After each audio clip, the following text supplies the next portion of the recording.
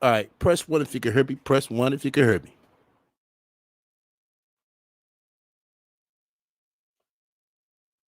Ain't no introduction need for this right here. Look like the motherfucking rat is back.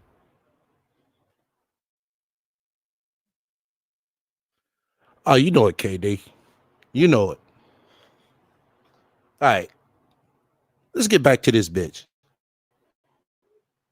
Because I was like not going to do any more YouTube videos until I finish my weight loss. Um, of course, um, losing weight is not hard.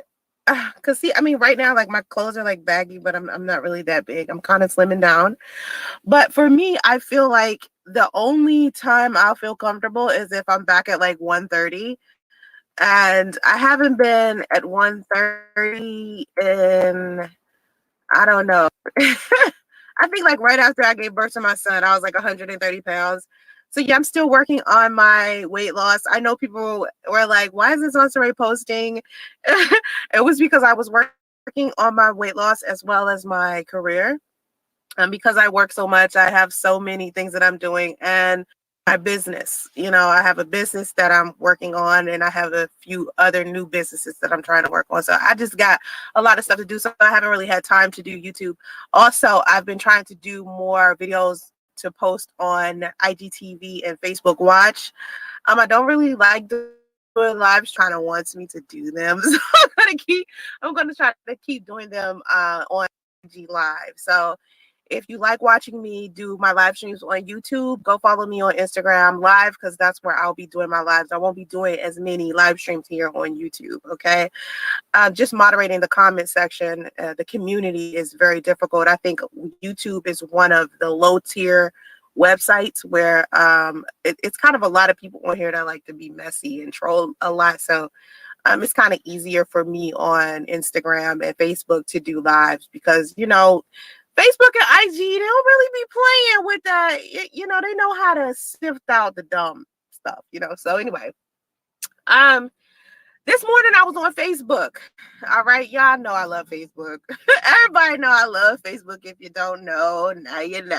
So anyway, I love Facebook, and so today I was on Facebook, and I had left a comment maybe 3 or 4 days ago, and it was about African American and how African American men, most African American men, take a lot of pride in not being the best versions of themselves for women. Now, if you have been African American for as long as I have, for almost 40 years. Oh, okay. She's been African American for almost 40 years. Wow. I could have sworn she said she was mixed race. Years now, you know that inside of our community, the degradation and disrespect of women has something that the men in our community do, right? We've seen it, we know it to be true. And so men usually take pride in how many women they could sleep with, how many women they could play, whatever. And so when I hear men, right, say to women, it's not all men that you're having a problem with, it's just the men that you choose, right? Men say that. That's what a lot of people say. Even the pick-me's say that. A pick-me will say, listen, the reason why you keep running into bad guys is because you now the men I my chin. Now I've had good men around me. It's not been about the, and I think every time a relationship ends, I think your perspective after that determines whether that relationship was good for you or not. Because some people, when they break up with someone, they learn a lesson and then they're better for the next person. And then you got people who get out of a relationship and from then on, they're still kind of screwed because they haven't learned their lesson, and it wasn't that they made a poor choice in person. It could have just been their behavior inside of that relationship, right? So we got people like that. But a lot of people will say to a woman, The reason why you run into bad men is because you make poor choices. Right? Hold on. Can y'all hear it good? So my response, and this is what I posted on Facebook. I was saying, listen, if it wasn't so many African American men out there or bad men, it would be difficult for women to be able to choose a bad man, because it would be so many good men. A bad man would be hard to find. All right.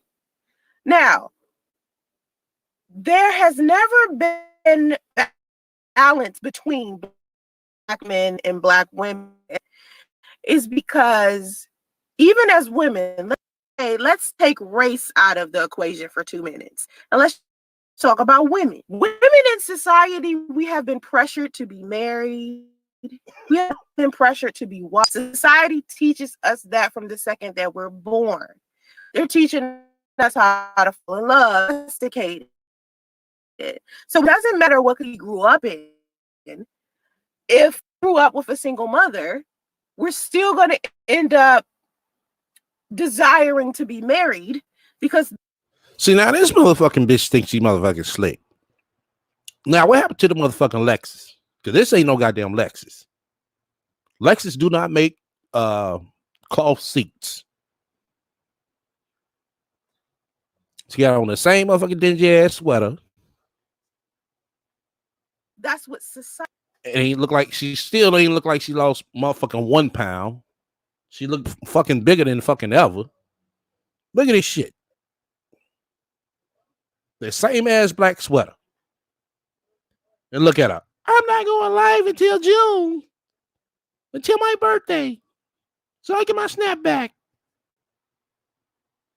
Society teaches women.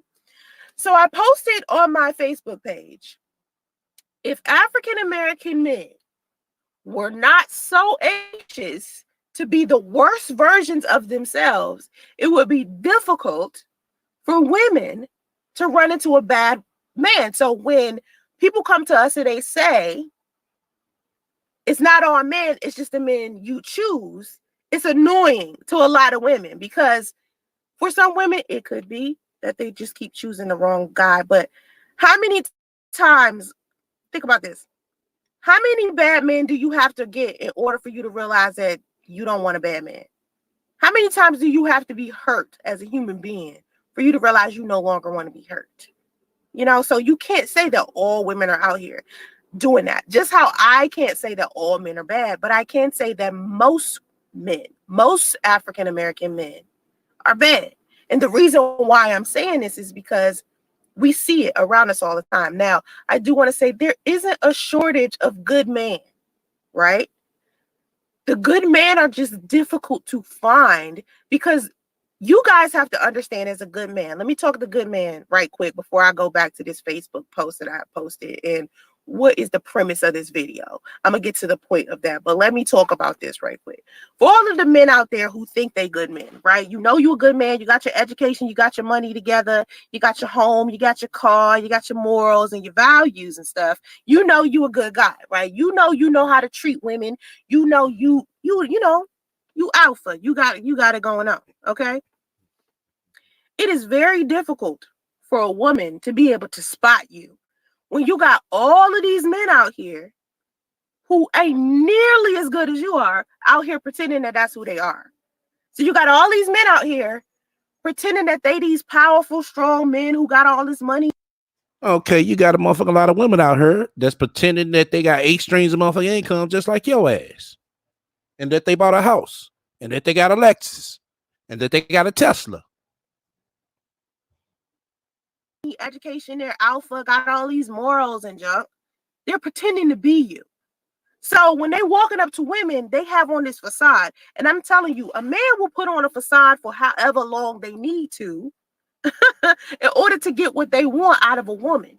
A man will tell a woman anything. And this is what women got to stop doing. You got to stop listening to what men say and start paying attention to what they be doing. And I mean in the long term too. Not, oh, I'm gonna just watch him for 3 months and see what he do. Watch him for over 6 months. Watch him for over a year first before, because you know how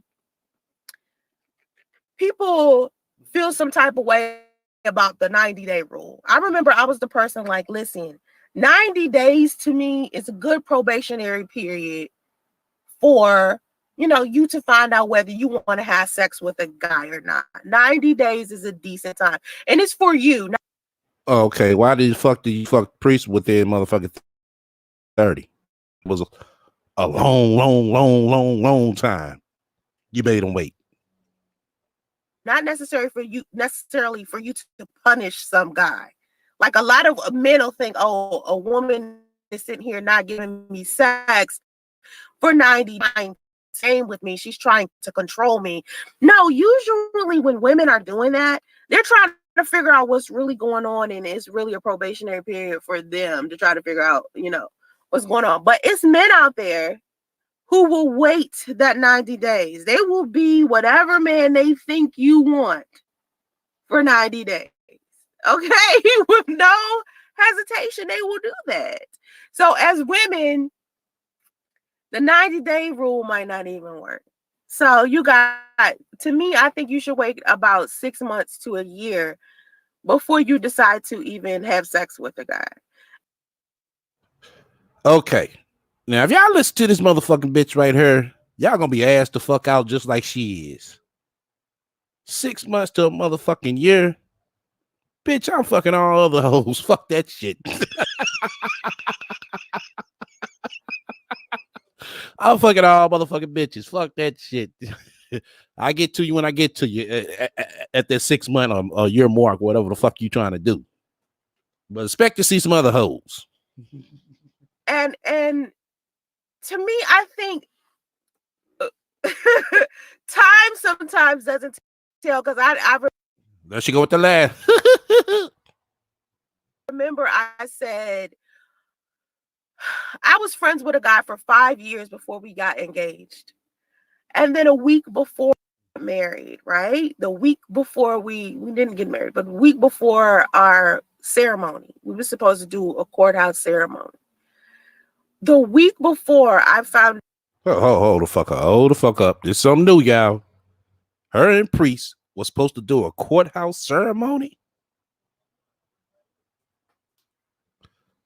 Wow. This is something new. I didn't know this. Did y'all know this shit? out he was hiding a wife in Texas, a wife and a child in Texas, and another child in New York. And I had already been friends with him for 5 years and didn't know. Oh, okay. There's somebody new. There's somebody different. Okay, I thought she was talking about Priest. Any of that. So men will hide stuff for as long as it takes. You know, sometimes love and relationships is just a gamble. It's just, sometimes it's just when you get into it, it's a gamble, and sometimes there's no recipe. Hey, Banks. I said the same shit too. Oh, but she just couldn't hold it, y'all. She could. I told y'all the rap was gonna be back.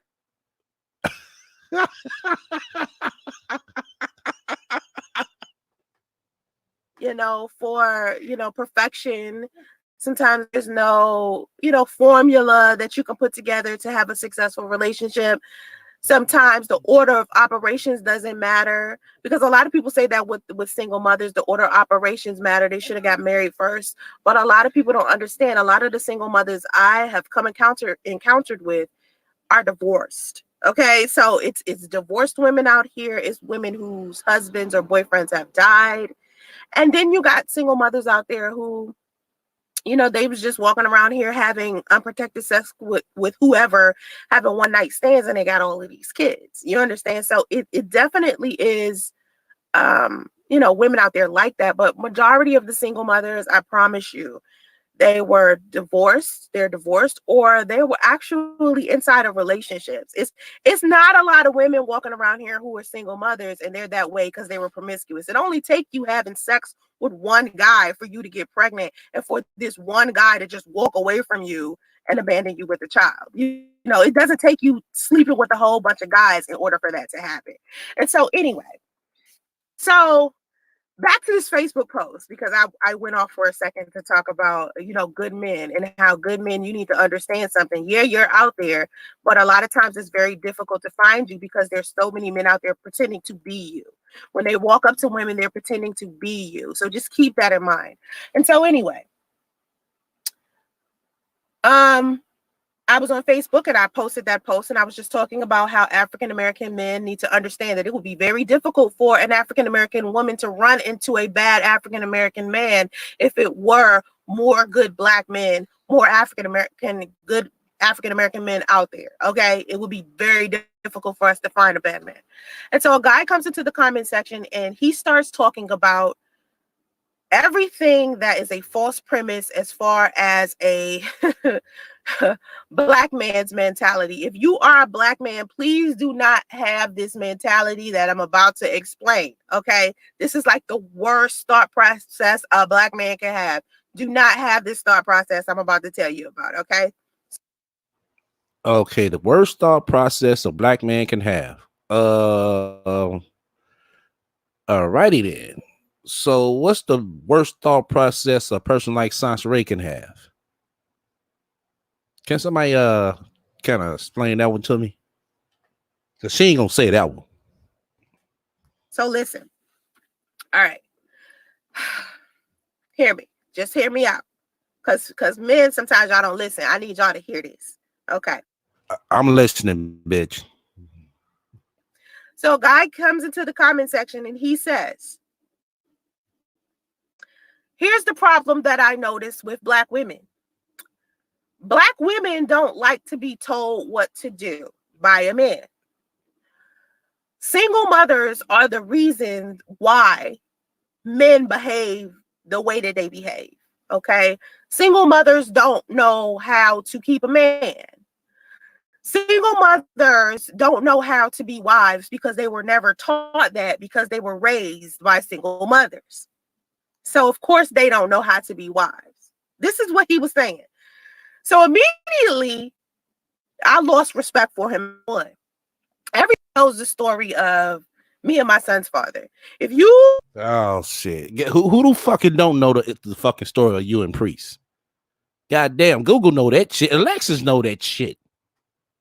Alexa, play Priest in the goddamn Rat. On social media, you know anything about Sansa, you know the story of me and my son's father. And you know that he and I were planning on getting married. I was already calling him my spiritual husband. We were in a hotel looking for a place to live. And he decided to abandon me in the hotel when I was 5 months pregnant. And anybody... No. You told him to get the fuck out while you was pregnant in the hotel. And you were left at the hotel by your goddamn self, bitch. Who knows me personally, like, and my friend, and we've known each other for many, many years, you know how difficult it was for me to have children. Okay, because my daughter is 19, she'll be 20 this year. Okay, and now I have a 2-year-old son, and out of all of those years, it was very difficult for me to give birth because I decided to make a poor decision and have an abortion many years ago. And after that abortion, my body changed after that. So I had a difficult time. And so when I ended up with my son's father and I ended up pregnant and he abandoned me there, I had a very tough pregnancy.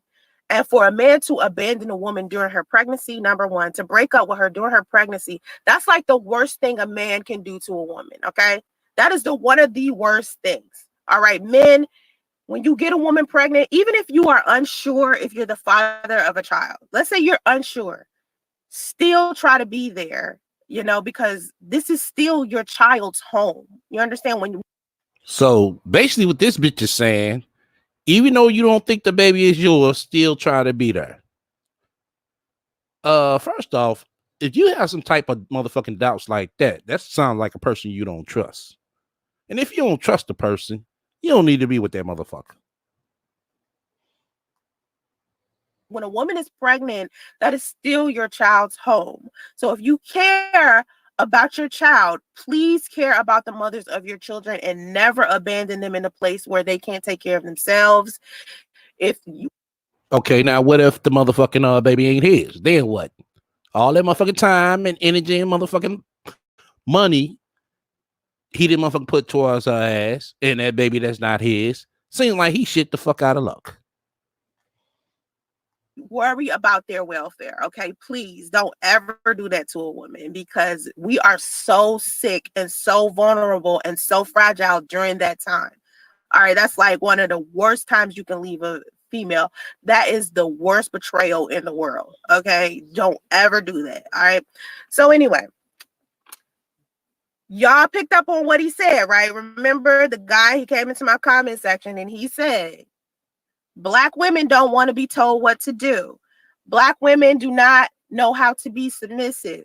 Black women don't know how to be wives because they were raised by single mothers, and single mothers are the reasons why basically Black men abandon their children. Okay, I'm going to take this one at a time. Sorry about the sun, because the sun rising and I know y'all see like the shadows and stuff. That's from the stuff on the car. Okay, so anyway, men don't want to be told what to do. Now, here's my problem with that. Okay, number one, Black women are not children or pets. They don't want to be told what to do. And if you are a man and you think part of being a man is you having the ability to tell a woman what to do, and that's part of what makes you a man inside of your relationship, you really need to think about what it means to be a husband and a boyfriend. Okay, because that's not what being in a relationship is about. It's about you two submitting to each other, okay? Black women do not have a problem with submission. Black women do not want to submit to men who are not men. Black women do not submit to boys. So if you're a man, you know, okay, my woman is not going to want to allow me to control her. Just you controlling a woman is not manhood. And I think a lot of men think that that's manhood, when really that's like toxic masculinity. That is like a false definition of what manhood is. And a lot of men think this, especially African American men.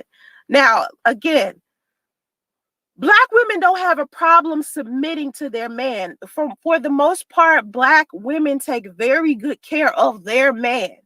It's Black women out there that have been treated terribly by their man, but that's their man, so they still going around taking care of him, cooking for him, washing his clothes, giving him money when he needed, taking him to work, doing all types of stuff when they know he a bad dude. So it isn't about Black women not submitting to men. Black women do sometimes submit to the wrong man, but Black women do not have a problem with submission. No one wants to be told what to do. I have a toddler and he don't even want to be told what to do. People, human beings, they want to do what they want to do with their life. They don't want to be controlled. Black women are not children, puppies, you know, like stuff like that. You can't just try to control a woman. Okay, that's number one. All right, that's number one. That's how I feel about submission. He said that. He said, what else he say? He said, Black single mothers don't know how to be wives. Okay. Single mothers don't know how to be, no. Black women don't know how to be wives because they was raised by single mothers. Okay, this is what he said. Now, we all know it's Black men out there who have also been raised by single mothers, okay? And they aren't the best husbands and fathers, you know. And I think the reason why they're not the best husbands and fathers is because not because they were raised by a single mother, but because they were abandoned by their father. Not because they were raised by a single mother. Now, don't get it twisted. I still want to hold Black women and single mothers accountable for raising. You cannot be one of those mothers that you don't see no wrong in your son. Like, there's no reason in the world why any mother should see their son not raising her own grandkids and not say nothing. Like women who go out here and just let their sons not father their children, have their sons out here not you not checking your son, something is going on with you. I don't care how grown my son get. I don't care how old my son get. He gonna have a problem with me if he walking around here not taking care of his kids. I'm sorry. I'm gonna just look at him like he lost all of his mind. Like, you must want to lose your relationship with your mother if you think I'm about to sit here and be comfortable with you not taking care of your own kids. I don't understand that. So of course I do want to hold single mothers accountable. Yeah, single mothers, you need to go out there and make sure that you are good, you raise your son to have some manners and stuff, and take care of his kids and be responsible and stuff like that. But for the most part, I believe that the reason why there aren't a lot of good husbands and fathers isn't because they were raised by single mothers, but because they were abandoned by their fathers, number one. And then it doesn't matter whether you're a single mother or a single father. You can still end up being a bad parent. Like, having a bad parent is going to have you become a bad person, regardless to whether you're with your mother or your father. Single mothers don't suddenly become incompetent when a man just decides to walk away and abandon them with the child. That's not how that works. Women who are good people, just a decent human being, can raise a child. A decent human being. And also a man can raise a child. I got two uncles that raised their motherfucking excuse me, their kids. So I mean, this shit that you talking about, it's like, what the fuck? So you just think mothers only raise kids, women only raise kids? No, that's not true, Sansa Ray. Just because your motherfucking daddy wasn't around doesn't mean everybody else's daddy wasn't around. Regardless to gender, can raise a child. A lot of people tend to think, oh, she's a single mother, so she doesn't know shit about raising it. No, it's not that.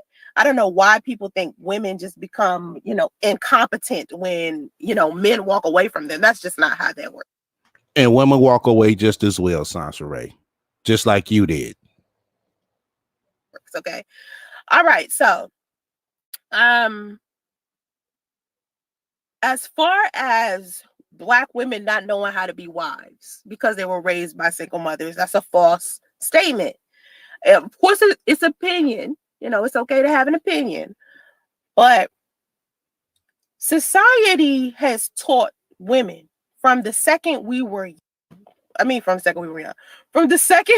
born, how to be domesticated, how to be wives, how to be feminine. We have had so much pressure put on us to be married and to start families. And men don't get that same pressure. Okay, so even if we were raised in a single parent home, let's say we were raised as a female. Let's say my mother was a single mom. And the reason why I don't know how to be a wife is because my mother's a single mom. This is the premise of a Black man, right? This is the mentality of a Black man. This is what he's thinking. Isn't that my mother is a single mom being the reason why I don't know how to be a wife? It isn't that women don't know how to be a wife. It's just they don't want to be a wife to the wrong man. And for some reason, every single Black man think they the right man. And you're not. Even if you're a good guy. Let's say you're a good guy, right? Because I'm talking to my good guys too. Let's say you're a good guy. Just because you're a good guy doesn't mean you match with every single Black woman. Just because you're a good guy doesn't mean every single woman that you walk up to, you deserve. Wow. That is true. It works the opposite way just as well, Sansa Ray. That means that every man that come in your goddamn life, you don't deserve. That's not how that works. Some people you just not compatible with. You understand? Some people you just, y'all got a difference in opinion, or a different way you love, or a different way that y'all want to bring up your children. It's different kinds of good out there, just like it's different kinds of bad. So like I said, society teaches women how to be mothers. All right, from the time we're born. Like, we're taught how to be wives and mothers, not just by our own mothers or our own fathers, but by society. Now, the way that people act is about upbringing, of course, but it could go one way or the other. Like me and my mother was having a conversation about people who are molested or people who are abused when they are younger and how they grow up and what they turn out to be. Like, for example, my mother grew up in a household where it was alcoholism, but my mother doesn't drink at all. Like, not even a little bit. She's never drank. And for some people who come from a home where someone was an alcoholic, sometimes they turn into an alcoholic. Like if they were a child and they saw their parents drinking all the time and arguing all the time and it was abuse, a lot of times when they get older, they become an alcoholic or an abuser or a molester. Right, be vegan. Your mother messed up, which is why you are messed up, because she didn't know how to choose a man. That is very fucking true. Very true. You know, if they have been molested. But then you got people who stay away from alcohol, stay away from abuse, stay away from molesting other people because it has an opposite effect on them. So it could go either way. You understand? So when we're talking about women who were grown up, who were raised by single mothers, oh my God, that sun is just beaming. That shit just beaming on me, just beam. Damn. You know, I can't focus. I can't focus. Hold on. Can you see me? Because I can't see y'all. Because the sun just shot. Anyway. So listen, single mothers are not the reason why it's women out here not being good wives. When a person is a bad person, it isn't that they're a bad wife. They're just a bad person.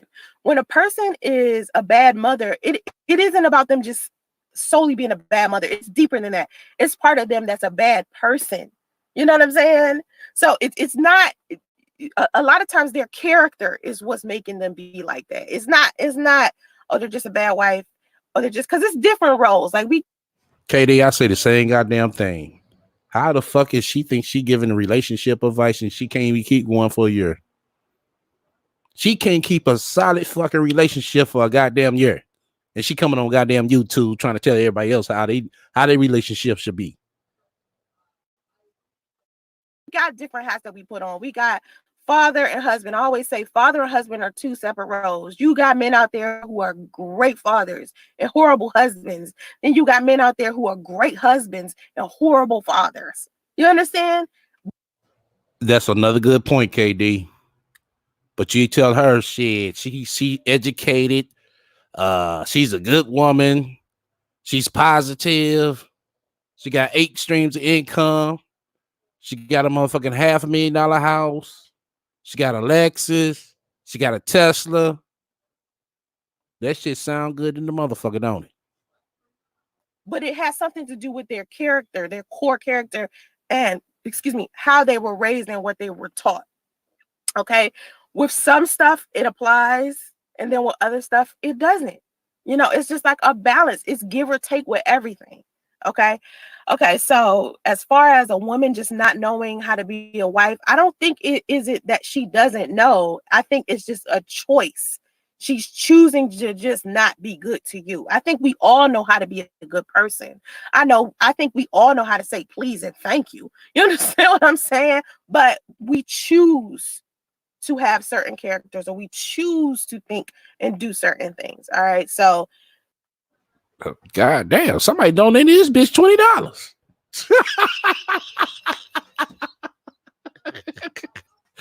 I ain't gonna motherfucker throw salt on that shit. Hey, this motherfucker bitch that talked up $20 off a motherfucker with this bullshit. Hey. No lie, y'all. Somebody donated this bitch $20. no, it isn't a woman doesn't know how to be a wife because she was raised by a single mother. Society teaches us from off break how to be good wives and mothers because we have a lot of pressure on us to be that. They don't pressure men to be good husbands and fathers. They pressure women to be good mothers and wives. Okay, so we're taught that it's just hitting us all over the place. We could have a shitty mother and still be hit with the, oh, you need to be a good mother. Oh, you need to be a good wife. Okay. So we got the whole Black women don't submit it out the way, and we got the whole Black Black women, the reason why they don't know how to be wives is because they was raised by single mothers part. Okay.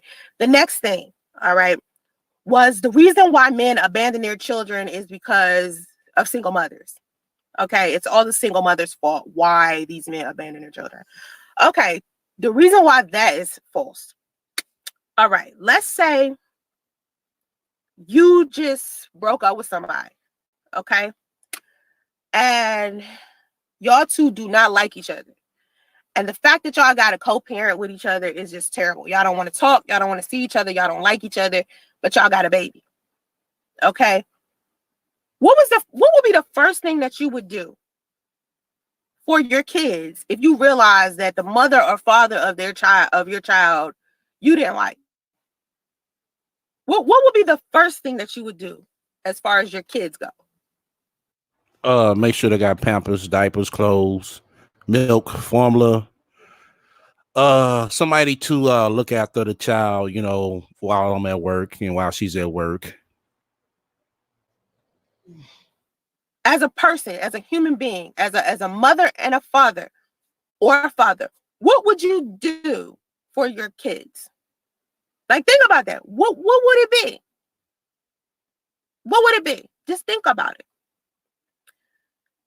When men complain about the mothers of their children and they say, well, she won't let me see my kids, or she's making it difficult for me to see my kids, or blah, blah, blah, blah, blah, blah, blah. That's a fucking excuse. When you hear about men not paying their child support, not seeing their kids, not visiting their kids, not meeting their kids, and they say something like, oh, the mother of my child is blah, blah, blah, that's why I don't see my kids. That's bullshit. That's bullshit. And let me tell you why. If you're a father and you have kids with a woman you don't like, and you know this woman is toxic as hell, why in the world would you leave your kids with this woman? We are wanting the same goddamn thing. That's the point we fucking lost at right here, Sansaray. If anything, you need to be going to the court trying to get custody of your kids. If this woman is one of the worst women in the world, she a liar, she a manipulator, she used drugs, she drink, she abusive, or whatever it is, whatever negative thing you got to say about this woman, why in the world would you want to keep your kids around this woman? I don't care if y'all got one kid. Why would you want to keep your one kid around this woman if you don't like her? Or if you think she a bad person. If she a bad person, she got a bad character, she a bad mother, she all this extra stuff, but you still got your kids around her. Think about that. If you run into a man who's a father and he don't take care of his kids, and he keep telling you it's because the mother is blah, blah, blah, that's an excuse. That's not the truth. That's him covering up what's really going on with him, which is, oh, I'm selfish. Oh, I don't think I'm good enough to be a father. Oh, I don't have enough money, and I ain't really got a decent job to be taking care of no kids. Because if it was really about his kids, he would not abandon his children with a woman that he knows is bad. What man would do that? No man is going to do that. You know? Now, First off, Sansaray, every man doesn't abandon a child. Here's my thing. It's nothing wrong with you having a negative feeling about somebody that you used to date. Okay, I mean, come on, we all got that. We all got people that we were like, I don't even know why I dated. Hey, Linus, that's a good topic. That's a good topic that you just stated right there. We'll see in the future. We will see. That's been said before. That's why I highlighted it. So what we gonna see, because it's definitely gonna come out. It's definitely gonna come out. You got people that you used to date, and that person treats you bad. Like, you like, I hate this person. If they treat you bad and you think they're gonna treat your kids bad, then why would you leave your kids around them? Period. Because I know for me as a mother, ain't no way in hell I'm gonna ever feel comfortable with my son being around his father. Think about that. Y'all have heard me say some of the most terrible things about my son's father, right?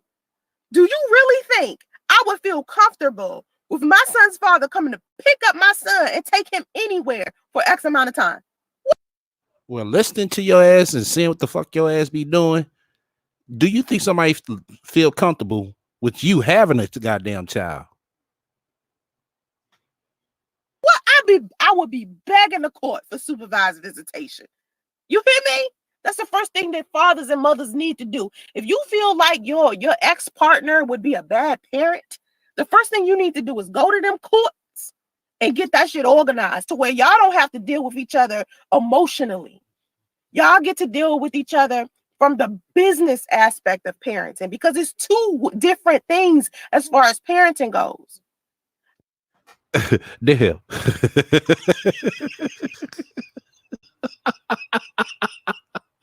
Didn't I tell y'all? I said it's all bullshit. She just saying shit just for face fucking value. Damo's supposed to be running the channel. That didn't happen. One motherfucking episode. She gonna stay out camp till June. That's not gonna happen. I said she's gonna be back on camp, y'all. But you know something? I'm still waiting to see, you know what I'm saying, if this motherfucking weight loss is going to be complete in June. Now here's my thing. Co-parenting. Okay. Y'all heard it right there. Now listen to this. Check this out. This is her logic this is about to be a bullshit logic. With someone that you used to be in a relationship with should be kind of easy, right? If y'all not feeling each other anymore, y'all emotions shouldn't have anything to do with how y'all take care of y'all children. I think that's why me and my daughter's father never had an issue as far as taking care of our daughter, because once we broke up, we was like, all right, well, now it's time to parent. We know we're not going to be together. We know we're not going to get back together. So let's just be parents. That's all we did. We didn't sleep together. When we broke up, we didn't sleep together again. That was it. We broke up. Game over. We wasn't slick having sex with each other. He wasn't coming over to my house whenever he wanted some. He had access to me. No, because there's a lot of men out there that feel like, oh, because they got a baby mama, they just going to have access to her vagina whenever they feel like fucking something. No. Not. Yeah, really. That's why I showed the motherfucking picture on the goddamn screen. Look at this shit. That sweater does not look like it has some motherfucking breathing room still. I want to say she gained some motherfucking more weight. Look at her fat ass neck. That big ass shirt and that same big ass sweater. Over this way. I'm sorry. No. When me and my daughter's father broke up, and my daughter 20 now, we never had sex after that. We was just parents. And I think that's why we had a smooth situation, because it was always just about our daughter. We didn't put in emotions or anything. It was, oh, you going to the PTA meeting? Oh, I'm coming with you. Let's go together. Boom. Oh, you going to choir rehearsal? Oh, I'm going with you too. Boom. Oh, Dominique. Okay, you saying all this boom and all this, great, fine. Now explain why the fuck that you had the motherfucking get a not a cosigner, a goddamn a person who has credibility to submit into the motherfucking family service department. Explain that shit. Can you boom on that? My daughter used to play a viola. He used to be like, oh, Dominique needs a new bow, or Dominique needs new string, or Dominique needs okay, what we gonna do? We gonna put some money together and get it? Boom. It was not put some money together, get a fucking bow. Bitch, a bow should be no what $1, $2, no more than $5. The fuck you gotta put some money together, you know what I'm saying, just to get a goddamn bow. Maybe you could see a pair of shoes. maybe. But a goddamn bow, little accessory sans Ray, and she staying with the man. Bitch, you should have came over there with a motherfucking whole bag full of shit, clothes and all. Why don't you get the bow? Why I got to get the bow? She needs some string. Why don't you get the string? You know, little petty stuff that people do when they broken up with each other, and it's still some emotions. You putting your emotions into stuff. You have to learn how to departmentalize, and a lot of people don't know how to do that. So when these men walking around here talking about the reason why I don't take care of my kids is because their mother is blah, blah, blah. That's bullshit. That is not some real shit. That is bull. It's bull. So, hold on, wait. Wait, okay, there you go. Boom. So anyway, I had to block some in here about Donald Trump. I don't know whatever. So anyway, what was I saying? So when you hear men say that, you hear them express a level of frustrations with the mothers of their children. You gotta really just be like, dude, come on, stop it with the excuses. You can go to court, put yourself on child support, or you can go ask for a visit to your kids. You making excuses. You don't feel like you be a good father. You don't feel like you have enough money, or you don't feel, you just don't feel like dealing with her because you think it's gonna be hard when really it's gonna be easy. I remember when I was talking about putting my son's father on child support. I was talking about it when I was pregnant, and it was something that I didn't want to do, right? But I started talking about wanting to do it, and he was saying to me, if you put me on child support, it's going to make things harder for us. Child support made things so much easier. It made us be strictly business, and that's it. Well, if he did say that, he does have a point. Now, you're talking about it make it more easier. It could have been easier if you would have went down and did it yourself instead of going through the state. Where we didn't have to deal with each other's emotions. We didn't have to deal with drama and pettiness. It organized the entire situation. It took all the bullshit out. So fellas, if you struggling with seeing your kids, or you never met your kids, or whatever the case is, listen, go to the courts and do something about that. Go to the courts and get that stuff, fixed. You won't have to worry about it after that. So back to this whole post this dude was talking about. When he put that in my comment section, I was like, I really lost respect for you, dude. I really lost respect. Like, I don't know if I can trust anything that you have to say from now on. And so anyway. Oh, you ain't got shit. You can't trust the dude no more since he ain't rolling in your motherfucking favor. Get the fuck up out of here. But you claim you could take motherfucking criticism. Okay. Anyway, that's all I had to say about that. But I'm going to start doing my live streams on Instagram. So y'all follow me on Instagram at The Real Sansa Ray. I'm not going to be doing a lot of live streams here, but I did want to visit you guys today on YouTube to tell you to go over there, because that's where I'll be. I won't be on YouTube a lot because the way that YouTube is doing things now, I'm just not uncomfortable with. I'm not comfortable with. I have been on YouTube for a long time. I thought you signed a management contract for a whole year, Sansa Ray, where you had to push out videos and videos and videos and videos. What happened? Now you want everybody to follow you on Instagram?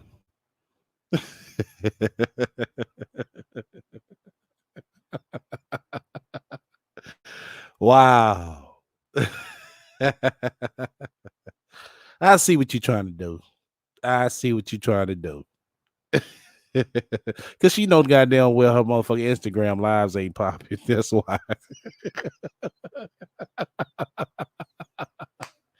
Oh, she's just trying to get everything to roll in her favor. Ain't nothing wrong with that, though, Sansa Ray.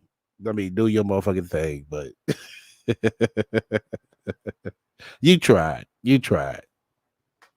And I don't know, the vibe here is different. I think it's because of the way that they're doing the monetization, the new stuff that they have going on. I just don't like the direction that YouTube has went in. And so It's because YouTube ain't going in your favor no more. Just as I said before, YouTube was in your favor for a minute, and it was all good when it was in Sansaray favor. See, the thing of it is, Sansaray, you have to learn how to monetize yourself. See, over on Instagram, you can, but you're not gonna really be able to monetize yourself. So, your best bet, if you really trying to get some money off the internet, off this, is for real to stay on fucking YouTube. I'm just keeping it 100. If you're trying to get monetized. Now, if you just want to, yap your mouth, what I'm saying, about motherfucking priests and shit, and just want somebody to listen, yeah, you go over there on Instagram. But this is the thing, when you go on Instagram, everybody doesn't have an Instagram account. So when you do go live over there, there's no donation button. Only thing that's chicks getting paid off of that, well, people getting paid off of over there on Instagram is fans only. And we know you ain't over there, what I'm saying, shaking your ass and showing your stank ass motherfucking pussy. So that's kind of out the way for you. But like I said, if you just want to be over on Instagram, you just probably just want somebody just to listen to you and somebody to talk to. I'll just be uploading like edited videos here, of course, my comedy videos. But as far as live streams go, I'll probably be on Instagram, IGTV. I'm gonna do my uploads on IGTV too, but I'll probably be very You've been saying it's IGTV for the past motherfucking 2-3 fucking months. And you ain't did shit. Cause that motherfucking shit ain't gonna get no more than motherfucking 50 views. limited as far as what I post. A lot of women spend way too much time watching reality TV. Thank you, Greg. Thank you, Greg. A Trump about. Why is there so much Trump stuff in here? Who has time for all that to be posted all this stuff? Anyway, see stuff like this. I don't know if you guys could see it as you were. Hey, Deb, I'm glad you mentioned that. Yeah, what happened to Roku, Sansaray? Yeah, what happened to Roku? Nobody wasn't buying them goddamn subscriptions. Because you should have did a fucking poll before you did this shit. Everybody doesn't have Roku. You'd have been best off, what I'm saying, doing an Amazon ordeal. You'd have had a better chance. How many people in here got a Roku stick? You got more people with Fire Sticks than Roku sticks. I guarantee I do a poll right now. If you got a Fire Stick, press 2. You got a Roku stick, press 1. That's a motherfucking problem. She don't do polls to get a motherfucking to get an idea of what device and what platforms people be on or what they have. And she talking about Instagram. Everybody don't fuck with Instagram like that. We're in a live stream. It was a profile here called "I Love Me Some Trump," and they was trolling. POTUS Donald J. Trump has the coronavirus under control. Look at that. Look at that. We got more people in here with Fire Sticks than Roku sticks. That's my point. That's my point I was trying to make. You got more people in here with Fire Sticks than the Roku sticks. So the shit that she was doing the Roku, she should have made sure she was she should have just basically did something for, what I'm saying, the Fire Stick. Because you could do some shit on the Fire Stick, y'all. So all you gotta do is give somebody your your app ordeal and upload it. Welcome to the room, Jap. That's what she should have did. And she'd have had more people watching that than the Roku shit. With the Roku shit, she was trying to get people to buy motherfucking subscriptions over there. And they come on now. Come on. That was a name of a profile. Trump Apocalypse was in here. That was the name of a profile. Every time I get onto YouTube, for some reason, it's like these Trump trolls come into my live chats for some reason. It's so weird. And so I just... Oh, it's so weird, Sansaray. Wow. It's not so weird. You want to know why? It's election season. It's election year, Sansrita. You ever heard of that? Don't like that it's that even happens. Like that doesn't happen anywhere else. Hold up. She about to be the police. What the fuck? She about to be the police with no motherfucking college credit hours. Wow.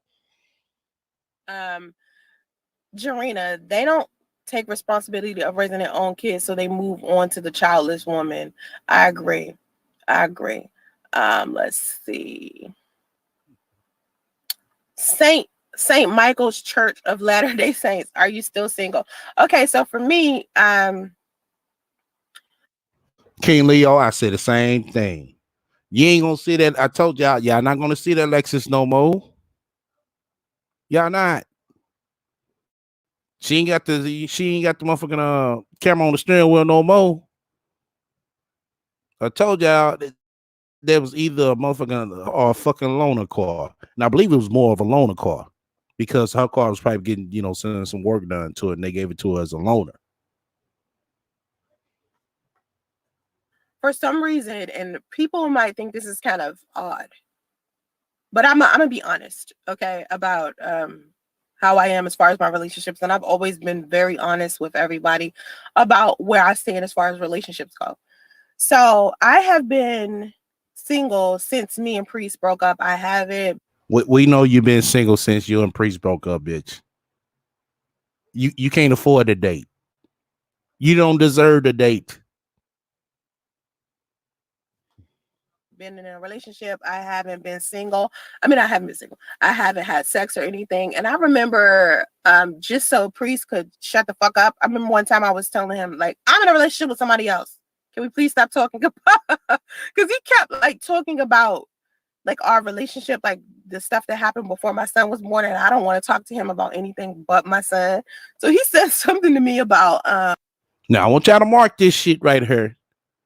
She just said that, she got on the phone with Priest, and he was talking about the shit that was going on before she had her son. And she talking about, she just want to talk about her son. So I want y'all to mark that shit. Because trust and believe that motherfucking story gonna change down the line. I don't know, some shit. And I was like, I moved on. I'm in a relationship with somebody else. Can we change the subject? Like, I don't want to talk about this. But I still haven't moved on as far as been with another man. And the reasoning behind that, I thought I explained this before. The reason I would love to hear this motherfucking reason, but Sans Ray, bitch, you can't afford a date. Just go ahead and gear up for these 18 years, bitch. You can't afford a date. Just keep it 100 with yourself for once in your fucking life. Keep it real with yourself. But let's see what you got to say. Behind that is because I kind of still feel like I made a promise to him and God, right? To be married to him. And it's very difficult for me to break that promise. Bitch. Really? Y'all heard this shit? She made a promise to him and God. Bitch, you made a motherfucking promise that you're gonna lose motherfucking weight to yourself. You still ain't lost shit. You can break that promise by still going to Chick-fil-A. So get the fuck up out of here with that bullshit. And it's not about him. It's more of like this thing I have with God. So I feel kind of guilty like breaking a promise. You know what I'm saying? I don't know. Greg Lancaster, for a lot of women, that is not true facts reality. I don't know what he was talking about. Vaughn, so why do women love to tell men what to do? A lot of people like to tell people what to do. Vaughn, I don't know if you're still in the live stream, but we were talking about control. People try to control other people in a relationship, and this is what ends up screwing up their relationship. Me personally, I was in my last relationship, I was like, listen, I'm not here to control you. You need to do whatever it is that you.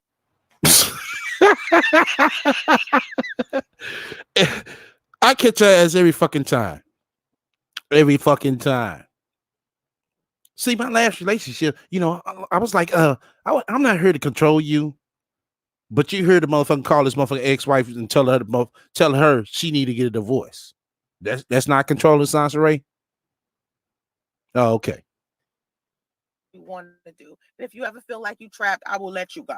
You know, it is not. No, I don't. I like freedom, but well, he let your ass go. What you do? You have Damo call him up, act like you really stressed out and you need to talk to him and shit. Bitch, get the fuck up out of here. I don't know why people like to tell people what to do, and they think in order for them to feel confident in their relationship, they have to control somebody. I don't think that that's accurate. Learn how to be submissive and obedient. Greg, see, learn how to be submissive and obedient is something that you would teach an animal. It's like you guys think that women are your pets, you know. NJ 23, 6 months to a year. Yes, you gotta wait 6 months to a year. I think, and before you decide to sleep with a man, because you don't know their full intentions. You understand what I'm saying? Well, like I said, bitch, you wait 6 months to a motherfucking year if you want to. Shit, I'm gonna be fucking some other bitches. You don't know who they are as a person. Like you already don't know a person. If you've known them longer than a year, you can still think about all of the friends that you have. Think about all of the people that's been in your life. It's still things that you don't know about them, even though you've known them for 5 to 10 years. And they can tell you some stuff, and you just like, what? I didn't even know such and such. That happens. And I can't be the only one that's happened to. I've seen that happen to other people. It's people that I've been friends with for a long time, and I tell them something about my life, and they had no idea. And I've been their friend 10 years. You know what I mean? It's just stuff that you don't know about the people that you've been with. So as far as men, when you first meeting a man, you shouldn't be so anxious to use sex as a salutation. Like, why would you want to use, sex as a salutation? You need to get to know these guys, because you don't know what they got going on. You don't know what kind of relationships they hide in, what kind of situations. You just don't know.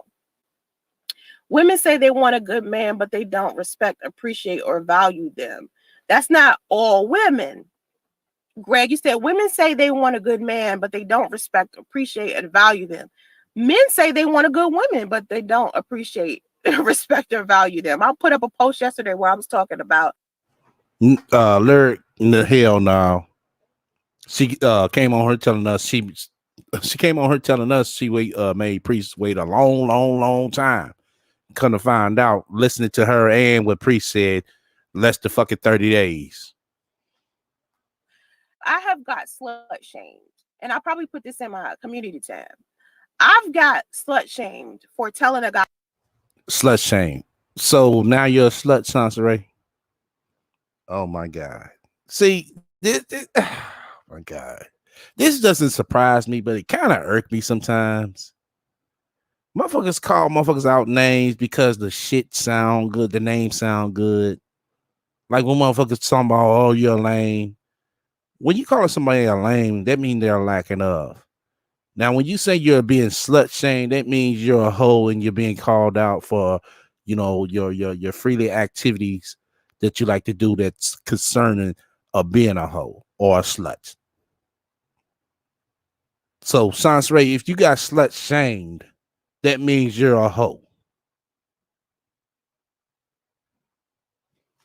I know, for rejecting a guy because I had like some boundaries and some standards, and he wasn't meeting those standards, and he was crossing over those boundaries. So he got a no out of me and felt some type of way. His ego was bruised after that. Then I've also got called a hoe because the relationship didn't work out, but in the entire relationship, I made things easy for a guy. You know what I mean? There have been times where I've been in a relationship with a guy and he claimed he appreciated my independence and me paying half of the bills, but then he would turn around and cheat on me with a gold digger. Stuff like that. People say what they want all of the time. A lot of times they don't appreciate stuff that they didn't earn. So that's another reason why you got to sit there and wait. Because if you give stuff, sometimes when you give somebody something too easy, they didn't put any hard work, they don't appreciate it sometimes. And that's just some people. Not everybody's built like that. Because a lot of people done been through a lot of shit that by the time that you reach them and you all good to them, they done been treated so bad. The little things that you do, they appreciate so much. You got people out there like that. But then you got people out there that have taken everything they have for granted. They never been treated bad. They've been spoiled rotten. They always had everything they ever wanted out of a person because apparently they had good looks, or maybe they was a man that had a big penis, or whatever the case is. They always get what they want out of women. So they don't necessarily appreciate a woman or treat them well, you know? So you got different types of people. Most good men are not single. Nikisha, she said most good men are not single. Most good men, again, are hard to find because there are a lot of bad men out there. No, that's not true, Sansaray. It's that thing called you are what the fuck you attract. All right, that try to pretend like they these good men. So a lot of good women will run into these bad guys who are masquerading around like they're good, and they'll end up wasting their time with some guy they should have never been with to begin with. Good men are usually in a relationship because good men want relationships. Most bad men pretend like they want a relationship just so they can get something else out of the situation that they never would have got if they didn't participate inside of the relationship. So they try to pretend like that's what they want. Good men actually want relationships because these good men want to be married. They want to be fathers. They want to be husbands. And they want to be good fathers and husbands because they care about their lineage. They care about their legacy. They're good men. That's what they want. But then you have men out here who just crave being single. They want to be single. And I'm not saying it's bad to be single, but if you're a woman and you're looking for a husband, it's bad for you to be going to a man who only wants to be single. As the title of the live stream is Single Mothers Can't Keep a Man. That's interesting to me that people think a woman can keep a man. Can't no woman keep no man. Men gotta want to be kept. That's the only way that's gonna work. He has to want to be kept. No woman can keep a man that don't want to be kept. If he don't want to be around, if he don't want to be a good man, a good husband, good father, there's nothing that you can do about that. It doesn't matter how good you are. It doesn't matter if you cook, you clean, you could be nice, you could have the best sex in the world, you can give him head all day long. It won't matter. It won't matter. He's gonna do what he want to do. Okay, he's gonna do what he wants. So hold on. Let's see. Lord POTUS, who's Lord? Here we go with this President of the United States stuff. So that's another thing that they try to make us feel bad about. Men try to use that as a tool to make us as women feel bad about ourselves. Oh, you can't keep a man. Oh, you can't keep a man. That's like the stupidest insult you could say to a woman. That's so dumb. Like any woman out here, if another woman tells you, bitch, that's why you can't keep a man, please don't like take that to heart. Look at that bitch like she's stupid. Be like, you so dumb. Can't no woman keep no man, dummy. Like what? Like, yeah, a woman can't keep a motherfucking man.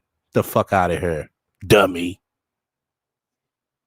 These men only gonna stay around because they want to. These men are not pets that you put inside of a cage. That's how you keep a man. You put him in a cage. You know what I mean? Try to keep him that way. Come on. Anytime a woman says that to you, she's just trying to mess with your head. Or if a man say that to you, oh, you can't keep a man, child. That's so dumb. Person don't want to be in a relationship, they're just not gonna be in it. They're just not gonna be there. I don't care what you do. I don't care how educated you think you are, how much money you got. It's the same thing with guys. It doesn't matter how much money you got. It doesn't matter how many cars you drive. It doesn't matter whether you live in a mansion. It doesn't matter whether your skinny jeans is cute. It doesn't matter if you got on some nice shoes or a nice watch or you got your hair cut up right or your beard shaped up. If she don't want to be with you, she ain't gonna rock with you. And she'll rock with you and use you for a minute and be sleeping with other guys at the same time. Because that's just who she is. It is just what she wants. That's how it goes with people, man. And I think people think if they the best versions of themselves, that's just going to keep people around them. Nah, these people going to stay around you because they want to. Just recently, I seen this post from Gilbert Arenas. Gilbert Arenas, y'all know the basketball player. Gilbert Arenas. He was talking about Khloe Kardashian. And I don't know if this was There you go with the motherfucking celebrity relationship, Sansa Ray. When you're gonna figure out that them people mainly marry to for money, because that's basically the the end game of it. Them people date each other and marry each other for money. And not only that, they have to stay in their class of people. I mean, they can date an average regular person, but sometimes it's too much for the average person like you. I think this was on Instagram. I can't remember. I don't know if it was Instagram or Twitter. But he posted, he said every guy always end up cheating on Khloe Kardashian, so she needs to do something about her pussy. That's what he put. She needs to do something about her sex. Her sex must be bad. Because the men it could be. Just like your motherfucking pussy stank. That she end up with cheating on her with girls who are much younger than her. And apparently it must be something wrong with her if these men are going around cheating on her with young chicks that barely know how to have sex. When she hold the fuck up, Sans Ray. Oh my God. Now you just made that statement right there, Sans Ray. And I know for a fact by you just making that statement that you definitely don't know what the fuck you're talking about. Because basically, when an older person deals with a younger person on that level, that younger person is most likely to be more active than a older person. So you probably need to think about that again. should know how to have sex because how old she is.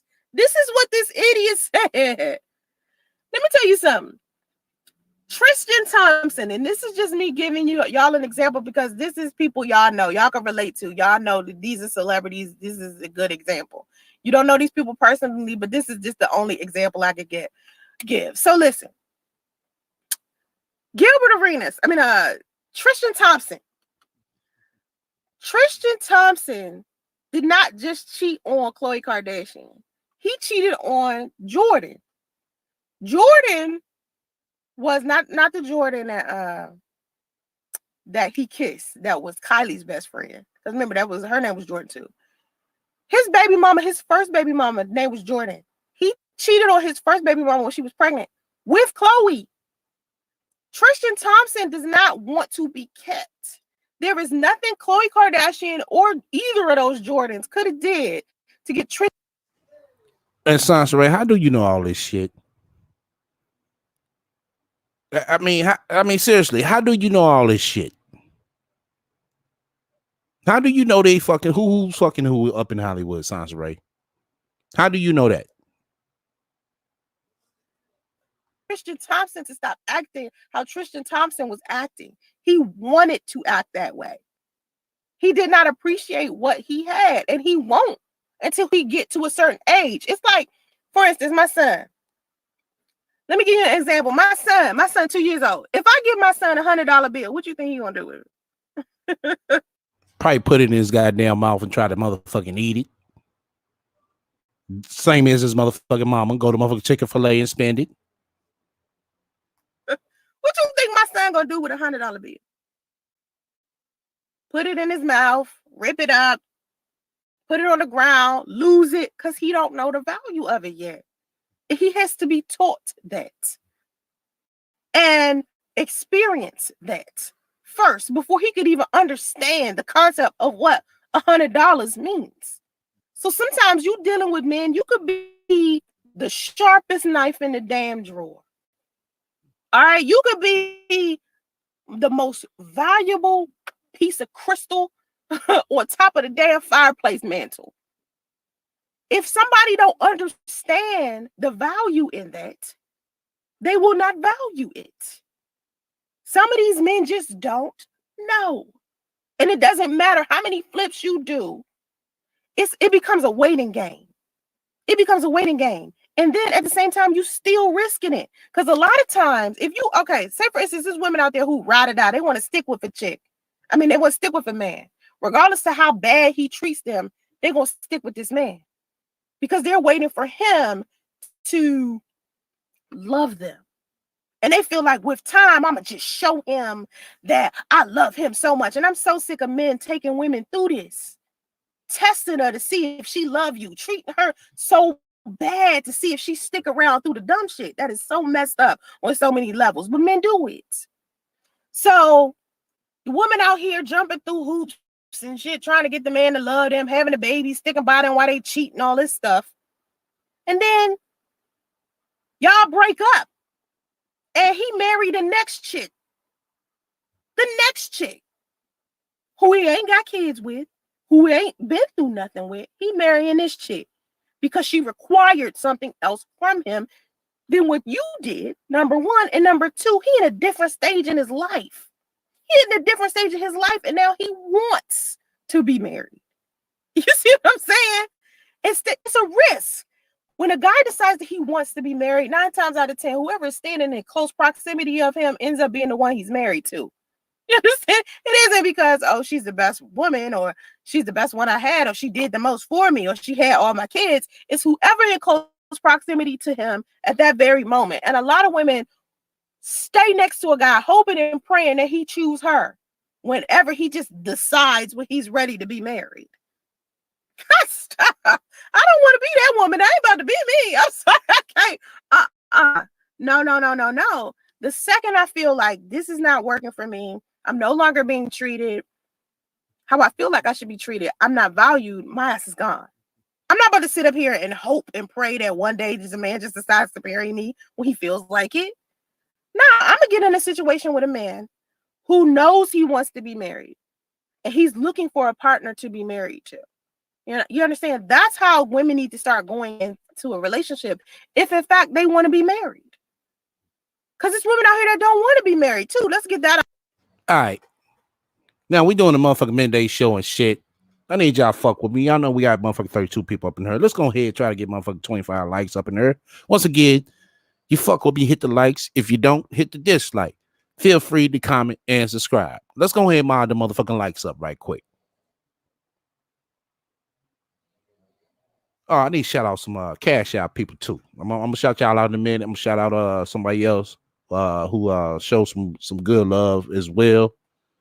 So give me a hot second. But let's go ahead and get them likes up. We got 35 motherfuckers up in here now. Let's go ahead and get them up to 25, y'all. One of my minds, give me a tally up on likes as well. Out the way. There's women out here that despise the concept of marriage. They're not even thinking about it. They're like, I'm not doing that. For 10 years, that was me. I was like, I'm not fucking with that. For what? I seen too many people upset. I seen too many people cheating and lying. Why would I want to be married? So you got some women out there that's like that. Okay, so I got a super chat up in here, and oh, you didn't say anything. Thanks, Khalid. I appreciate that. I always get you don't even want a man, do you? Catrice, I don't know why these men be thinking you don't want a man. It's just you want a decent one. I know I would want a decent one. It's always the men who want. I was saying the same damn thing, Crystal.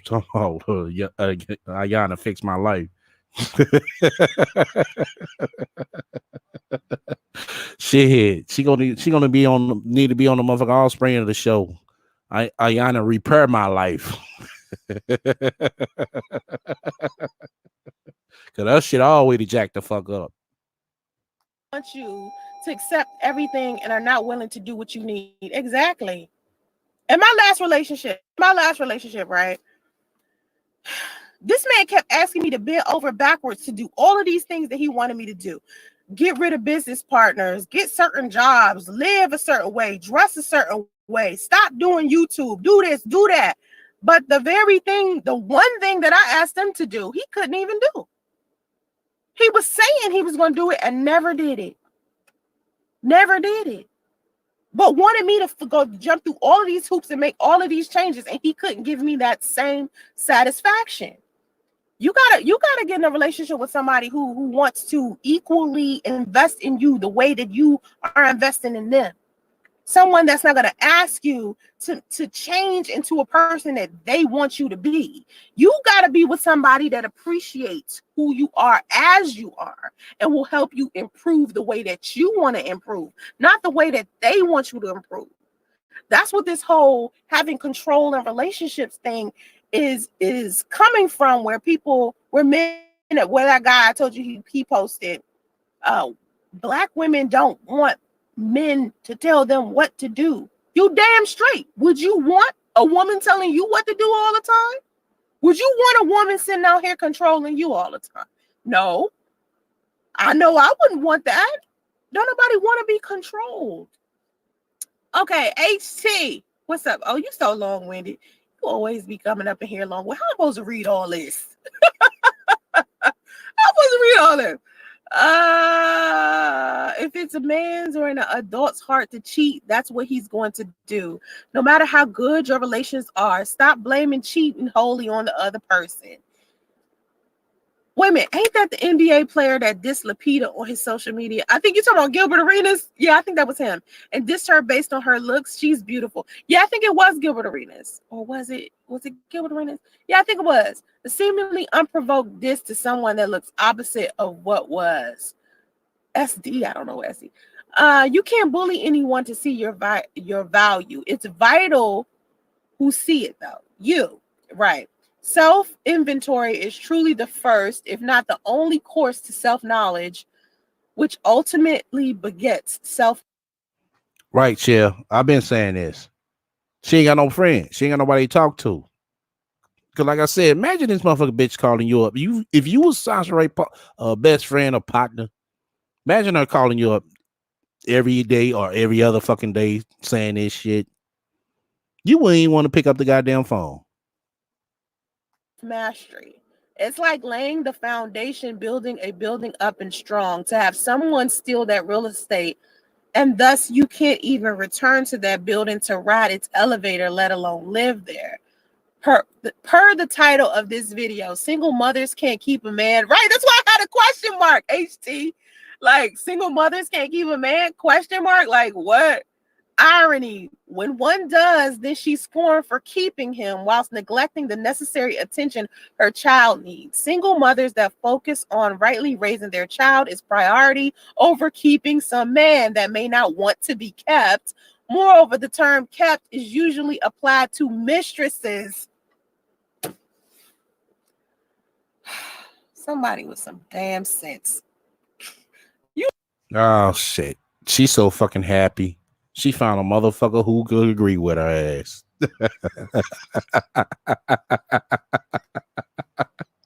Oh shit. As soon as that motherfucker disagree with her, oh no, you're a dummy. Block. You're long-winded, but you for damn sure makes sense. You for damn sure makes sense. Let me tell you something about that. Lord have mercy. Listen. I don't know why people try to make single mothers or any type of woman feel some type of way about not being able to keep a man. You can't keep a man that don't want to be kept. And there's a lot of men out here that don't want to be kept. They want to pretend like they want to be kept. They don't want to really do the things that require them to be kept inside of a relationship. They want to cheat. They want to lie. They want to go out here and have fun. They want to do whatever. All right. Mods, give me a tally up on the likes. Once again, you fuck with me, hit the likes. If you don't, hit the dislike. Feel free to motherfucking comment and subscribe. Also, feel free to shut the fuck up and donate to my spiritual fund just as well. Let me go ahead and shout the spiritual fund people out. Let's see. I'm gonna shout I got an episode before this that I will be reposting. So shout out to my shadow watchers. Shout out to my playback watchers as well. It's a midday show, and I didn't want to I didn't want to miss this. I don't think nobody want to miss this shit right here. So I'm taking a lunch break. I'm taking a rat lunch break. Let me go ahead and shout these people out. Initials MT. Much love for your spiritual donation. Initials MT. Much love for your spiritual donation. And the two that I shout out before was MP and WE. Much love for y'all spiritual donation as well. MP and WE. Y'all showed some love last week and Saturday, I believe. I think it was Friday and Saturday, Thursday, Friday, Saturday, one of those days. And I said it on the this previous episode that I took down because I got a motherfucking sucker clucker. Just ride my motherfucking coattail and shit, but it's all good. It's all good. Nigga, freestyle, nigga. Like I do. So much love for y'all spiritual donation. I'm shouting y'all out again. Also, I got a gift card from Initials MT as well. I want to shout you out, you know what I'm saying, personally. You know what I'm saying? I appreciate that. I send you a message in it. I want to, I do want to read the message. But I'm gonna get the okay from you. Hit me up in the email. Let me know it's okay to share the message that you sent me. It was a real good one. Like I said, I ain't gonna let nobody. I'm just, you know what I'm saying, shout your initials out. But I would like to read the message that you sent because it was a good one. It was a good message that you sent me with that gift card. So much love to you and your support as well. So let's go ahead and get a tally up on the motherfucking likes. Let's hit the motherfucking likes up.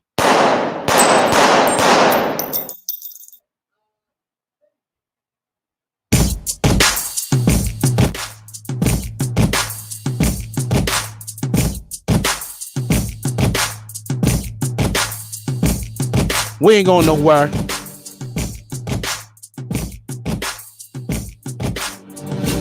Just a quick intermission right quick. Shouts out to everybody fucking with me on their lunch break. Tales from the motherfucking rat.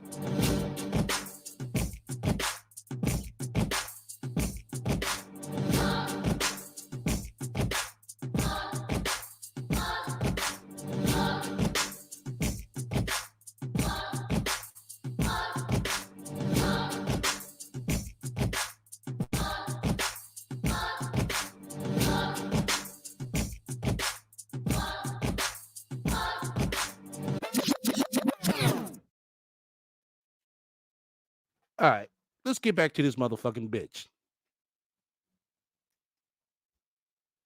They don't want to be husbands and fathers, but they pretend to be that when they dealing with a good woman. When a man is dealing with a good woman, So I take you're a good woman, Sansa. That's what you're saying.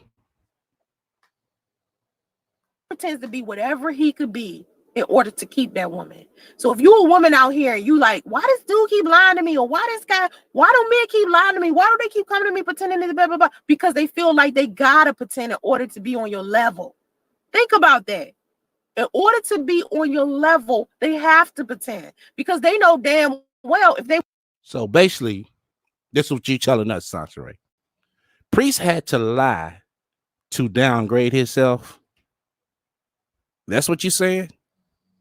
I thought you're supposed to lie if you were trying to upgrade yourself. So basically, Priest went backwards.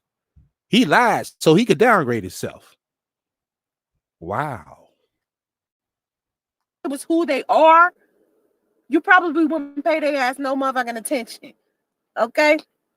That's why you long-winded. You're a writer. HT, I'm a writer. That's going to give us up to 200 characters to type in this chatting box. I know, because it's like, you guys, listen. Let me tell you something that I appreciate about the people that do come into my live chat and they bring something valuable to the chat. I love that very much. Like I said, I don't really like doing live streams as much as I used to, because you have the trolling of the Trump people, and you have trolls that come in, or people that come in and they don't necessarily have nothing valuable to bring to the conversation. The whole point of the live chat is so everybody can have an intellectual discussion. Well, goddamn, if everybody try to have an intellectual discussion, you got every motherfucking body blocked. How the fuck you gonna be able to have a conversation, bitch? I don't understand that. And a lot of times it's a lot of ignorance on YouTube, and that's the reason why I haven't posted as much, because I want to be in a circle of people where we can have a discussion. Man. One other thing, y'all. I'm gonna have to wait to tell y'all this shit. I'm gonna have to wait, y'all. Trust and believe. I got some fucking funny fucking news for y'all, but I gotta wait. I gotta hit that news at the right fucking time. When I tell y'all this shit, man, boy, y'all gonna be like, wow, really?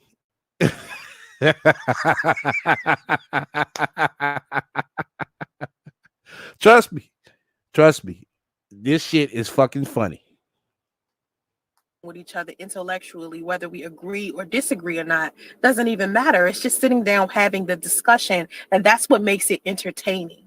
Being able to sit down and discuss things with each other without insulting each other, without getting angry and emotional and stuff like that. So even if it was someone that came into my chat and disagreed with the fact that single mothers are X, Y, and Z, maybe they had something negative to say, that I still value opinion. You understand? I still value opinion, but I have a problem with people who attack people in order to get their point across. You understand? Or make it seem like what they're saying is factual. A lot of people lie. A lot of people have an opinion, and they represent it as if it's like a factual thing when it's really opinion. So on YouTube is very different, and I've had to block a lot of people on YouTube. So anyway, I'm gonna. You did?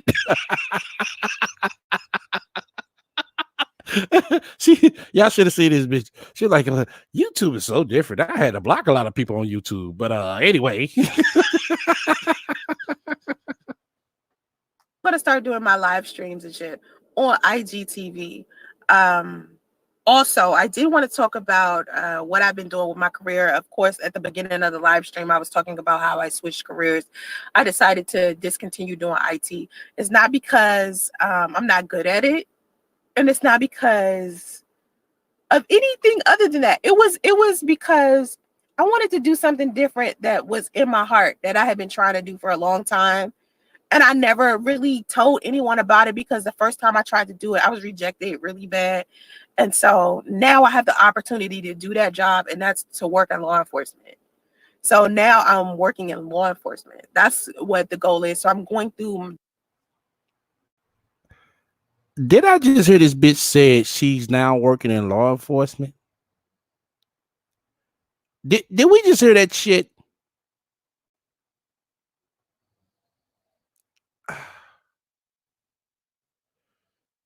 What the fuck? Who the fuck?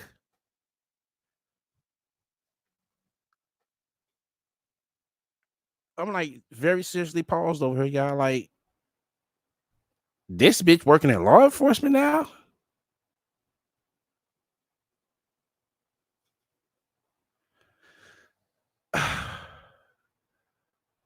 Do they realize the motherfucking breachment they about to have a big ass breachment wherever the fuck she working at?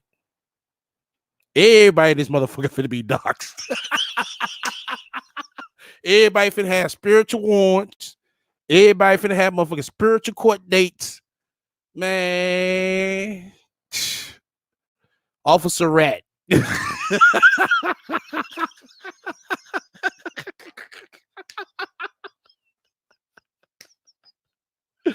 Oh shit. Chris and Jap, man. Hey, y'all better shut up, man. Officer Rat gonna lock you up.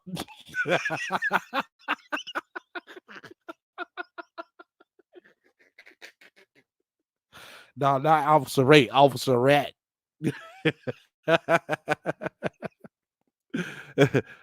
Oh shit, she gonna come on this motherfucker like Denzel in Training Day. What was that shit he was saying?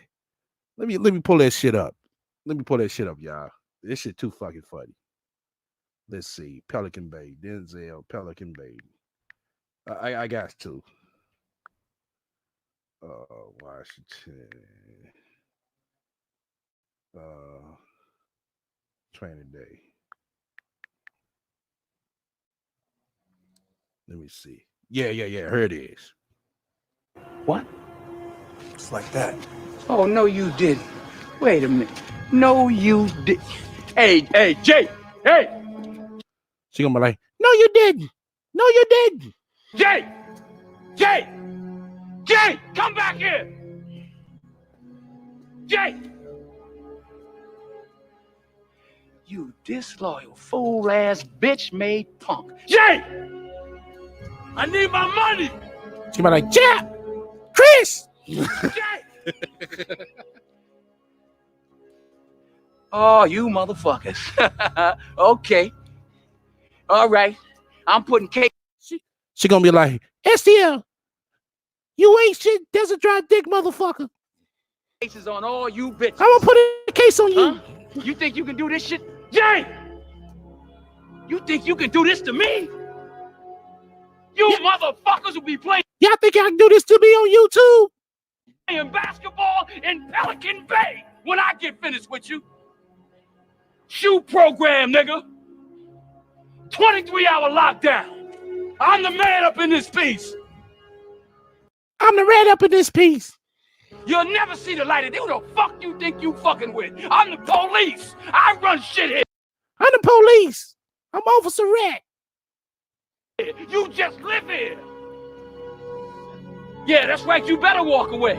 Go on, walk away, because I'm going to burn this motherfucker down.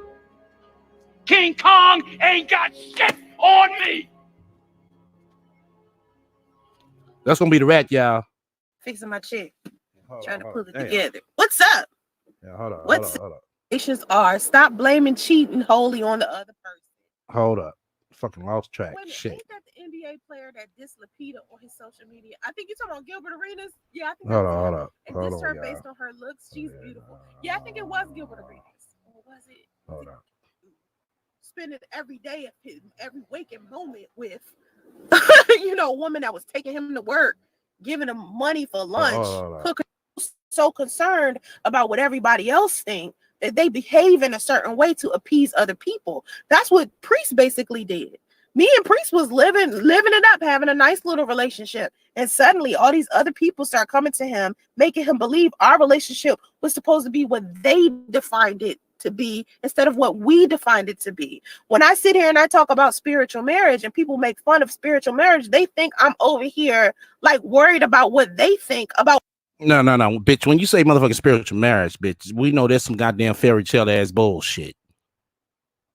What I have found suitable for my own life. If spiritual marriage works for me, it just works for me. If it doesn't work for you, that's fine. You have something different going on in your life. We're not attached at the hip. We don't know each other. We're complete strangers. We grew up in two very different ways. So if you feel like your monogamous relationship or your legal marriage is more valuable to you than my spiritual one, that's for you. That's what you're supposed to do. But no. This spiritual bullshit is some goddamn fairy tale bullshit, bitch. Your ass been riding with that shit ever since you got outed that you wasn't married to the dude. Because other than that, you'd have kept riding with that goddamn lie. It's been 2 goddamn years and you still motherfucking sit here saving face with that spiritual marriage bullshit. don't expect me to value your legal marriage when I value spiritual marriage. You understand? So we just all different types of people. and trying to get everybody to understand why one person is doing another thing is doing another. We're never going to be able to understand why people are choosing to do the certain things that they're doing. Everybody is cool with one person or not cool with another person for various reasons. Some people stay with some people that they shouldn't stay with for other reasons that have nothing to do with the relationship. Like some people to stay in a relationship with somebody because they trying to stay that way because of the kids, or they trying to stay that way because they believe in loyalty. They may no longer be in love with somebody, but they may be extremely loyal, so they'll stick to that person. Or they don't want to leave a person because that person might be sick. That person might have lupus or cancer or heart disease or something like that. So they don't want to leave a person while they sick like that, but they're not in love anymore. So each person has a different reason why they decided to stay in a relationship or why they decided to no longer be in a relationship. And when we try to group everybody into one like box of thinking is when everything start getting like stupid and people start arguing and frustrated with each other and trying to get people to fit inside of their little box, you know? Oh, okay. So this little box to her is basically like the normal life that people go about doing. See, when a normal life don't work for Sansaray, she ventures off to some bullshit. You know, oh, I want to see how it feels to be a side chick. Oh, we're in a spiritual marriage. You know, shit like that. Then when shit don't go away, she want to sit her out a motherfucker instead of outing her goddamn self for putting up with a fake facade. I don't know. That's just my thought about that. Anyway, did you gain weight? No, I didn't gain weight. So you can take his money, but he can't see his son without you. You see how she said that shit quick? No, I didn't gain weight. Bitch, you sure didn't fucking lose none. Elijah Ward. See a dummy coming in. A dummy. Hold on, let me get back to Elijah. Oh, they're a dummy. Let's listen to what they had to say. Ward, once I see, okay. HT, you gotta stop with so much. You posting too much. I gotta see everybody else. Okay, Christina, misery loves company. Can't deal with negative like that. Stay positive. Don't let him see a frown on your face. Okay, Elijah Ward. So you can take his money, but he can't see his son without you. Where did you get that from? He didn't get it from nowhere but your ass, bitch. By listening to the bullshit that you spew out, and by you confirming that you get motherfucking child support. That is the dumbest. It's almost like sometimes it's like people did not hear. Oh, it's dumb to Sansaray when you're telling her the truth, or you telling her reality. It's dumb. Hear me talk about this with my son's father so many times. Like, this is the stupidest damn comment. Okay, listen, Elijah Ward, you said, so you can take his money, but he can't see his son without you. Number one, the money that's given to me is $60 a week, which is chump. Okay, $60 a week. Bitch, that ain't bad. Change. I live in California. Oh, it's chump change because you live in California. Look at this ungrateful ass bitch. What the fuck am I a week? My son is worth way more than $60 a week. Priest $60 a week goes into my son's trust fund. Okay, so by the time my son turned 18, he will be a multimillionaire. Okay, because Priest and I are both building on my son's financial means, on my son's financial. So that's number one. Number two, the reason why I feel so uncomfortable with Priest and Justice being in the same vicinity really has nothing to do with money. It feels to me that when I was pregnant with my son, right? When I wanted Priest to be around, and he abandoned me in a hotel with a baby. There she go with the abandonment story. He abandoned you, not the goddamn baby. You. I thought that was the most irresponsible, cruelest, vilest thing that you could do to a woman. I said it at the beginning. Oh, okay. That's the most irresponsible thing he could do that a man could do to a woman. Really? No, what you should have did was kept your motherfucking legs closed, bitch. That was the most irresponsible thing that you could have done. Into the live stream as a man, that's one of the worst things that you could do. One of the worst things that you can do is abandoning a woman with a child, and abandoning a woman during a pregnancy is even worse. So Priest decided to leave, and when I say he decided to leave and abandon me, it means he didn't just break up with me, because he could have just broke up with me and we could have still co-parent.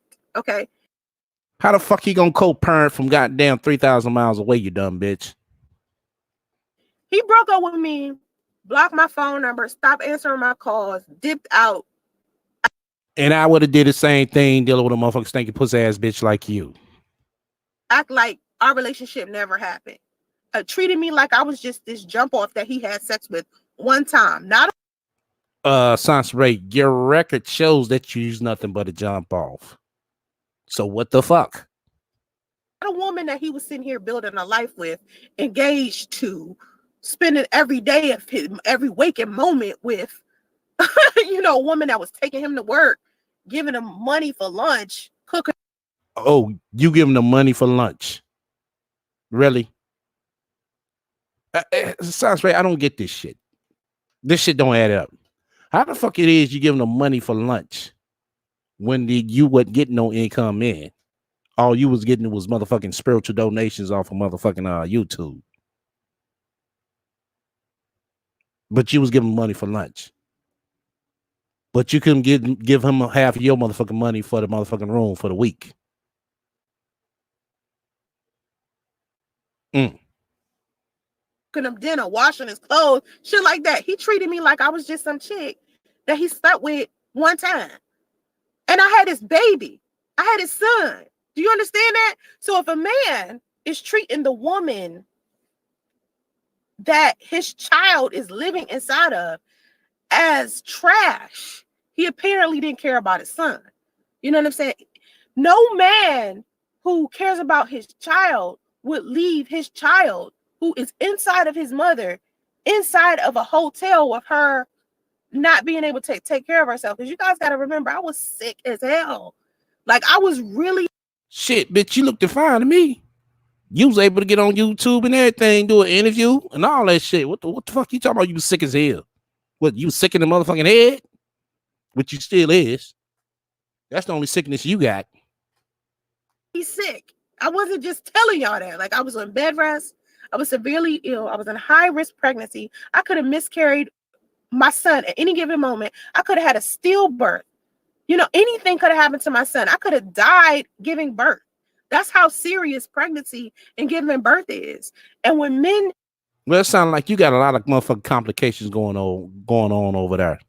If you knew you got all them goddamn complications going on, bitch, why the fuck you sitting up here on the fucking app trying to fill it up with motherfucking hearts trying to get fucking pregnant? Now, make that make sense, bitch.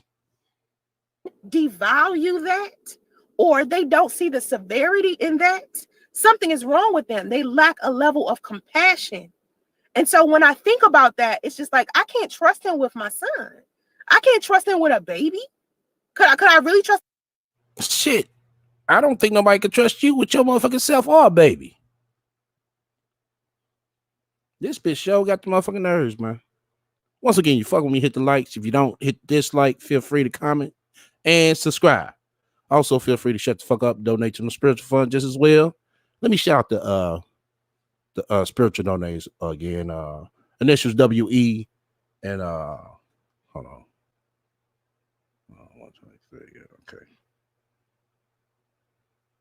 okay. Initials WE and MP. I shouted y'all out last time, as I said before on my last video, but I'm gonna shout y'all out again since I took the video down. Much love for y'all spiritual donation. And my recent one, initials MT. You know what I'm saying? Definitely much love for your spiritual donation and your gift card as well, too. Okay. All right. Let's get back to this bitch.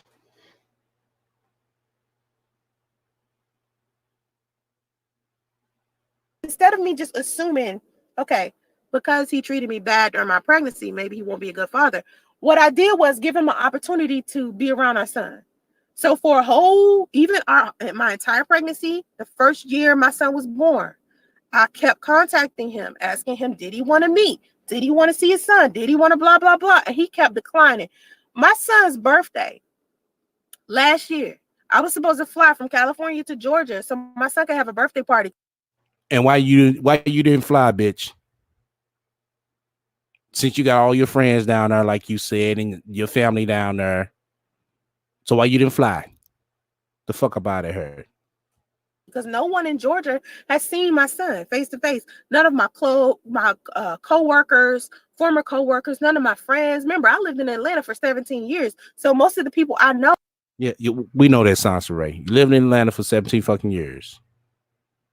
Nobody hasn't seen your son. Remember, Sansa Ray, everybody's supposed to fly in for your what's that, baby shower and shit. And here it is. You got the fucking baby shower on the goddamn internet, live with just you and Kathy. What happened to everybody then? Everybody's supposed to fly in for that. Nobody didn't fly in for that. Oh, are in Georgia. So I was gonna fly to Georgia with. Oh, my fault, y'all. Hold on, my fault, y'all. Drop my damn device. My son, so he can meet his father and his father's family. And we had set up a birthday party for my son at Monkey Joe's. So I contacted one of Priest's family members, and his family member invited everybody in the family because I asked her to do that. So my son could meet his family on that end. So they can go ahead and have, without having to worry about me. Right? Sansa Ray, really? Because as soon as you got down there, everybody was going to kick your motherfucking ass. See, she ain't telling y'all that part. Because it wasn't not too long after that, you know what I'm saying? I mean, before that is when she motherfucking put that man and his family on the motherfucking blog site that made videos about all that shit. Talking all types of shit. And she thinks she just call these people up and act like shit ain't wrong, shit ain't happened. And she, let's all just get together for the baby justice, and I can meet him.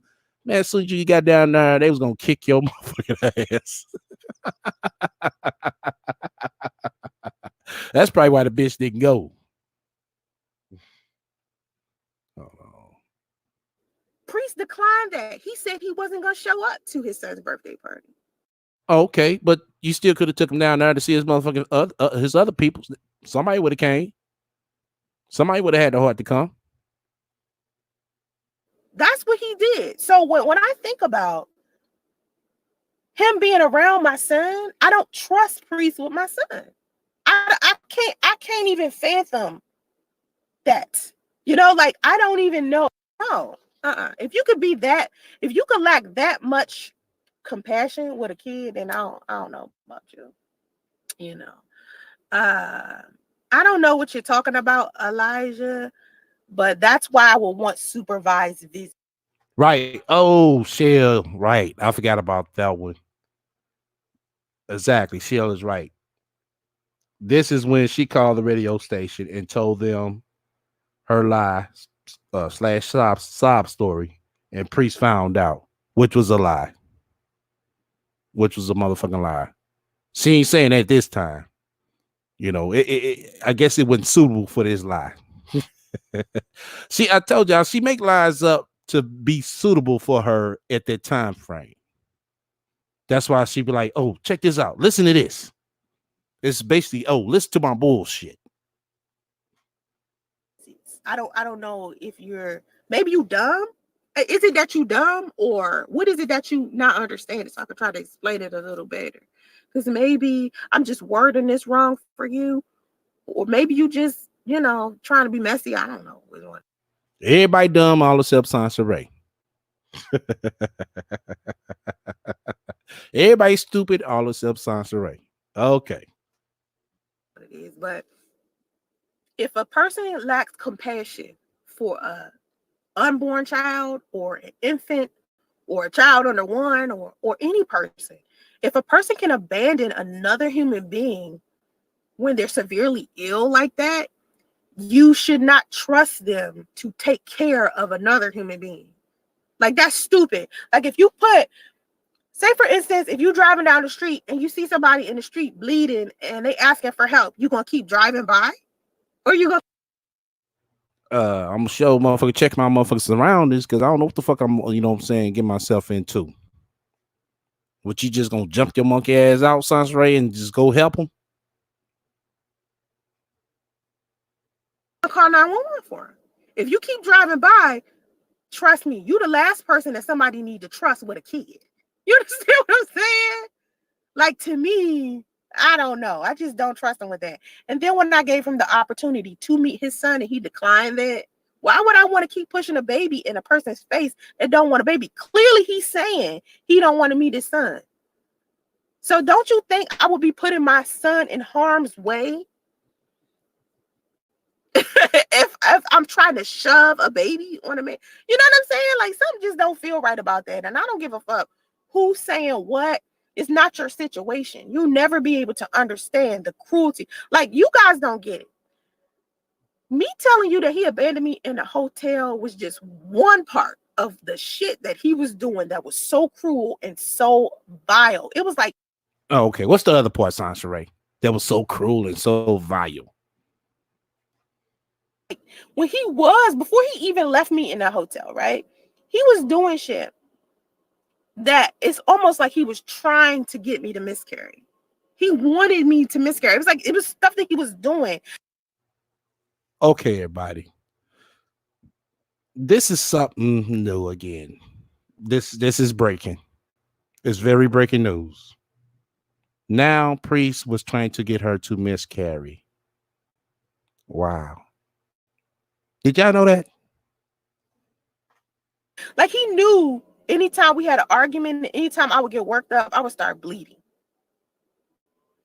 Right? He knew this. But instead of him coming home and chilling, he would come in and start an argument on purpose and keep digging and digging and digging, disrespecting me, saying the worst, cruelest, negative shit he could find to get me, like, upset. And it was just like, why are you doing this? And I just kept being. Sans Ray, all he told you to do was motherfucking clean the fuck up, change the goddamn sheets, and wash your stinky ass pussy, bitch. That's cruel and vile. You're like, what? Like, what's going on with you? You know, like, something's not right with dude.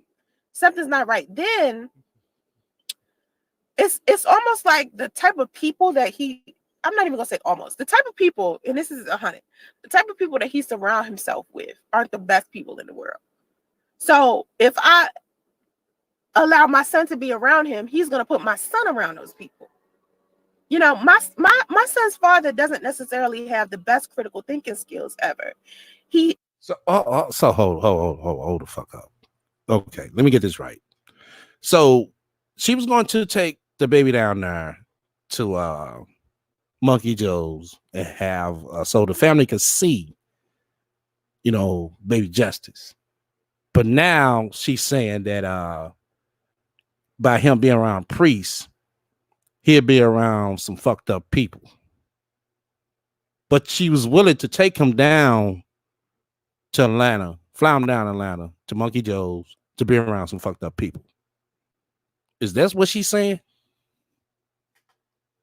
He's not strong-minded. He does not know how to stand to a conviction. He doesn't know how to protect anyone. He's not going to protect anyone but himself. And we've seen that just by how he's talked about me. He's because he talked about you. No, he came back to motherfucking state his motherfucking claim, bitch. So you think, you know, you supposed to come on YouTube and tell your side and everybody supposed to ride with you? Well, no, bitch, it's two sides to the motherfucking story. That man felt that his motherfucking duty to come state his claim.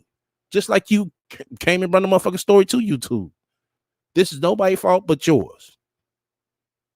Oh, I told you something too much right. You know what I'm saying? Now I'm a dummy.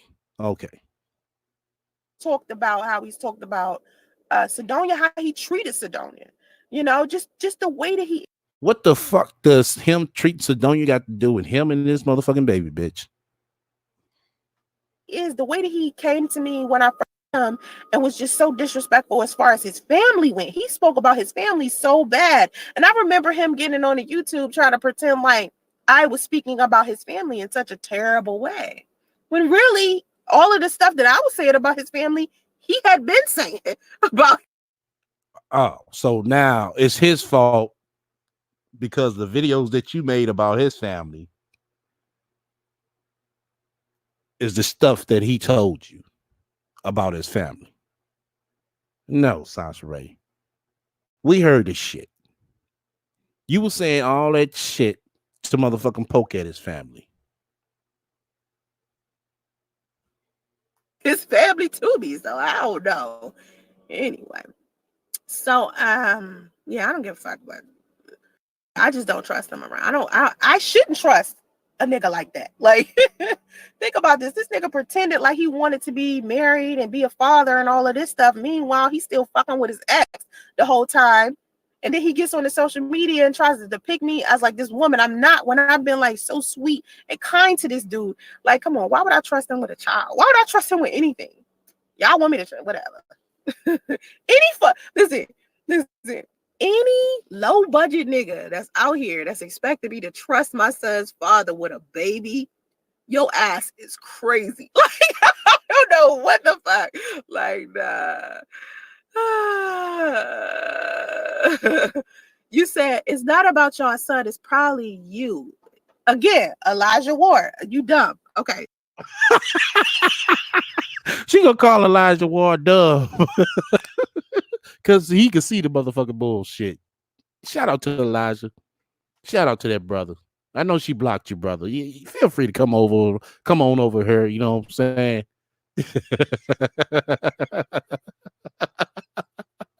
Elijah is dumb because he called her ass out on bullshit.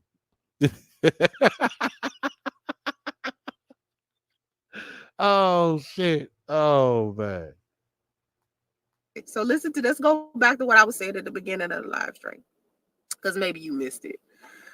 So when men say shit like, oh, the reason why I ain't taking care of my child is because of the mother of my child. If the mother of your child is so fucked up, why would you want to leave your child with her? Like, if she is crazy or out of her mind and she's somebody you don't want to deal with, why would you try to talk her out of filing for child support when the court system is what organizes the situation? It makes you, listen, what the court does, right? When you file child support, it makes it easy for you to have access to your kids at a scheduled time. You get your kids every single time or somebody going to jail. All of the emotions are taken out of it. Everything is organized. That's not fucking true. Talking about you get your kids at a certain time. If you don't, you go to jail. Come on, get the fuck out of here, Sandra. Who the fuck told you your dumb ass some shit like that? Y'all heard this dumb ass bitch? Organized to a point where you don't have to deal with her. Priest don't have to deal with me, and he's still not trying to get access to his son. Y'all niggas in here defending a nigga that don't want to see his son. My son isn't being kept from him. Do you realize that everybody in my family has tried to reach out to Priest so he could see his son? Everybody in your family. Who? Big Kathy, Damo, your sister. Oh, okay. And not have to deal with me. My mother, Priest disrespected my mother so much. My mother called him so many times. And you disrespected Priest's mother and his grandmother so much.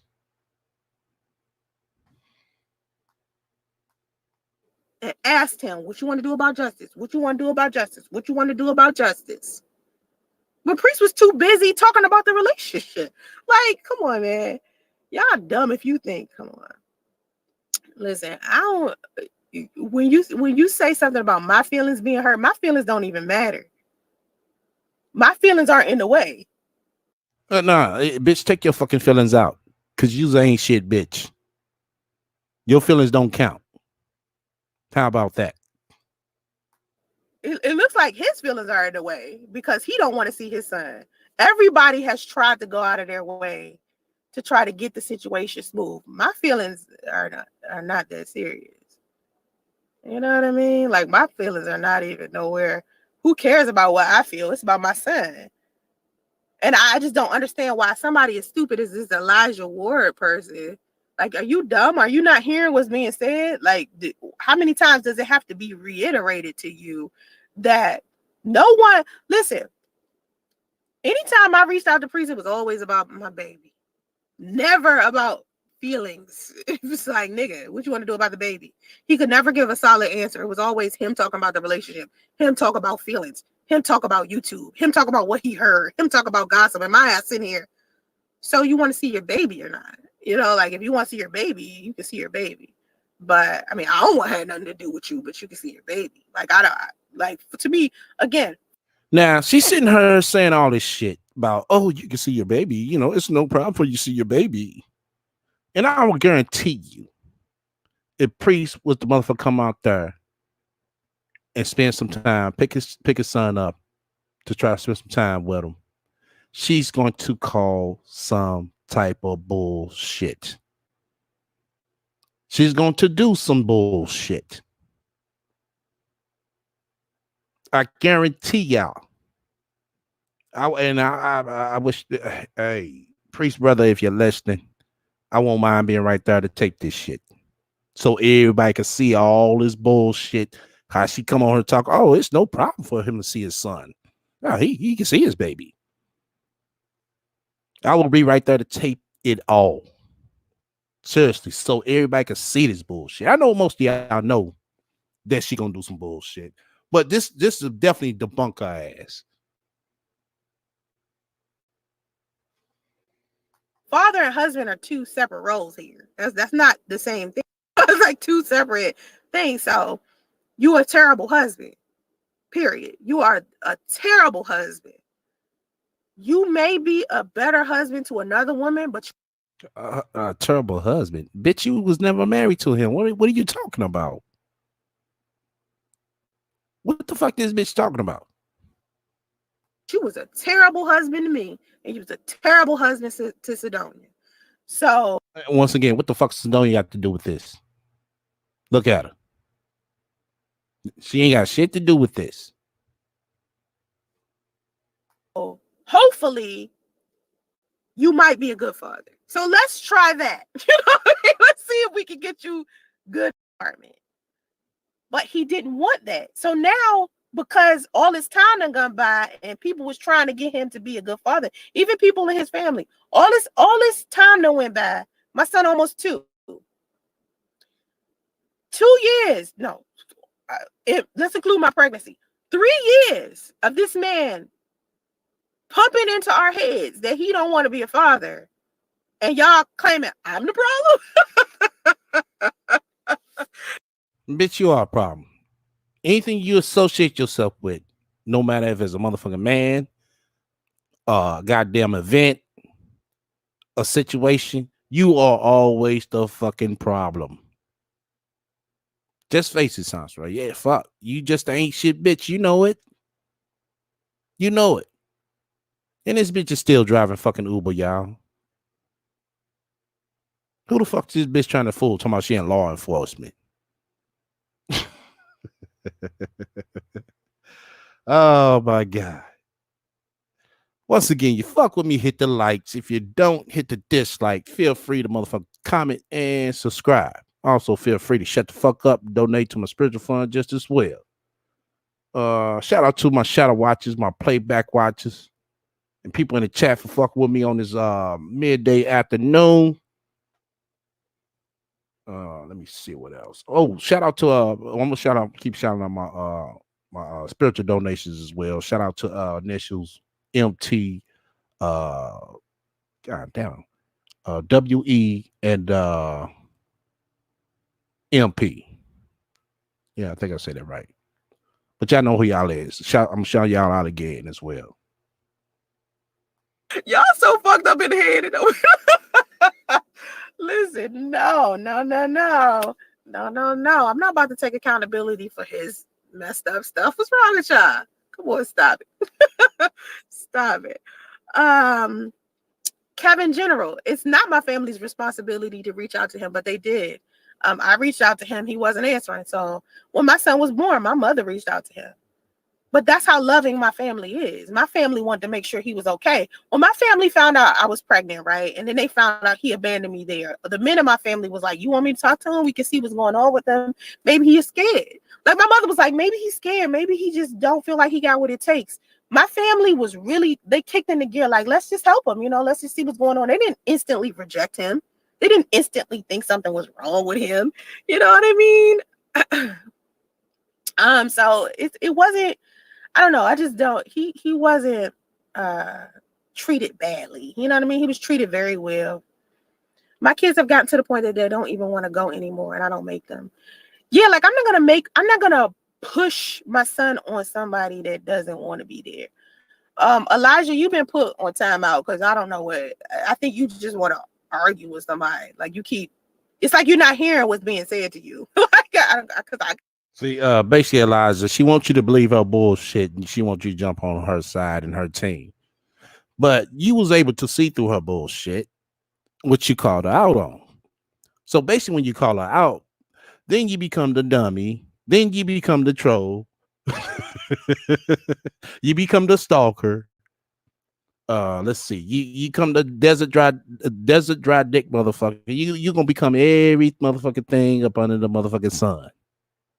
When you do that, that's just the way she operates. I can't keep paying attention to you. What you saying is now becoming irrelevant. So, Kevin, my son is. Yes, everything that you're saying now is irrelevant. Even though you're making some sense, and we know you're making some sense, to her, you're not making no sense. Great, actually. My son is very well taken care of. He is happy. He plays well. He knows his ABCs, his 1, 2, 3s. He talk. He good. He well taken care of. He got his favorite foods, favorite things to do. I might post him up some more, maybe on our Raising Justice channel. I don't. Oh, you might. You might. Ain't no might to a science, right? You will. Let me tell you why. You're gonna wait till you have some type of outing, like at the park, at Chuck E. Cheese, wherever the fuck. And you're gonna capture 10 seconds again. Like I said, I find it strange that your son's been in your life 3 fucking years and his daddy been in your life 3 fucking months. You can make a whole fucking hour, 2-hour collage in a conversation about his daddy that you only known for 3 fucking months. Well, I ain't gonna say known for 3 months, but only dating for 3 fucking months. And here it is, you got this kid every fucking day of your fucking life, and you only make a 10-second video of him. Bitch, something is wrong with you. Something is very wrong with you. You can sit here talking about I'm lying, I'm trolling, and I don't know what the fuck I'm talking about. Bitch, I know what the fuck I'm saying. Press 1 in the room if you agree with me. And if you disagree with me, hey, that's fine as well. But I know what the fuck I'm saying. And I saw. And also I heard out of your mouth.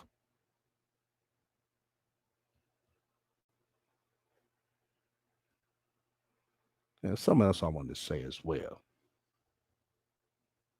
Okay, we got goddamn 10 minutes left. Yeah, we got 10 minutes left. Oh. We're gonna do a special presentation tomorrow. I'm gonna set it up. We're probably gonna do about like 6 or 7 o'clock tomorrow night, Central Standard Time, on what's going on in the United States with the coronavirus. So make sure when y'all do see the posting for it that you do hit the reminder. I was meaning to set it up for this evening, but we did a midday special so we wouldn't miss out. It's gonna be a good one, y'all. It's gonna be a good one. We're gonna have a couple of people in the chat that's gonna contribute to it. It's gonna be 30 to 45 minutes, presentation. live presentation that we're gonna do about it. You know, we're gonna weigh in on the different things on what's going on. So it's gonna be an all around conversation as well. And we're gonna let people call in and chime in if y'all want to as well.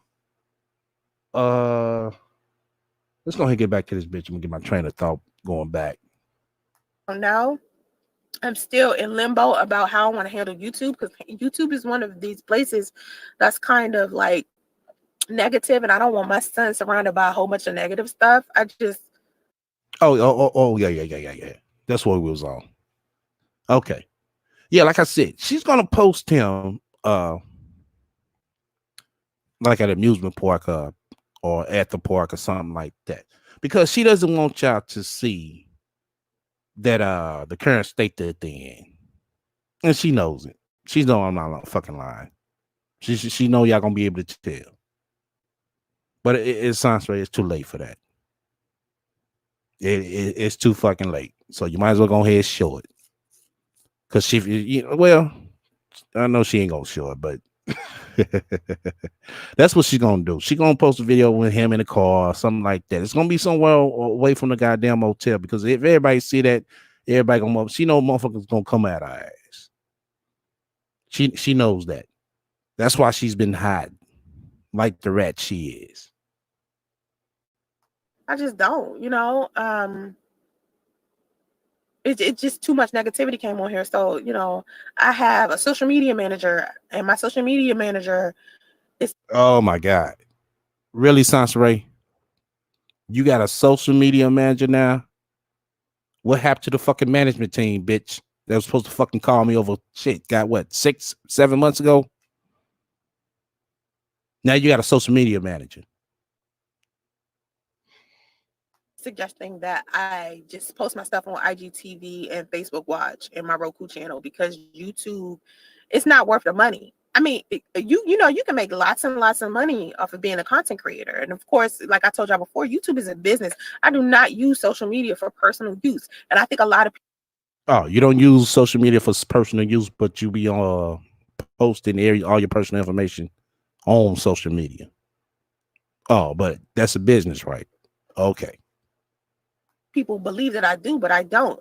Just because I've shared my stories, to help other people's lives, doesn't mean I use social media for personal use. Even the way that I met my son's father, when I was on like the dating site, I was on the dating site to encourage men to come out to an event. So that's how I used to get men to come out to, like when I would work. Oh, yeah, you're right. So what happened to this women's empowerment thing that's supposed to be coming up, Sansaray, in May? I ain't forgot, bitch. I have not forgot. What's supposed to be going on with this women's empowerment? Miss Vicky Humphreys already told us you didn't show up when you came on this motherfucker talking about you showed up, bitch. You gonna get quiet on that one, ain't you? Boy, you better hope I don't see you on no motherfucking panel. That's why she probably don't want to come to YouTube.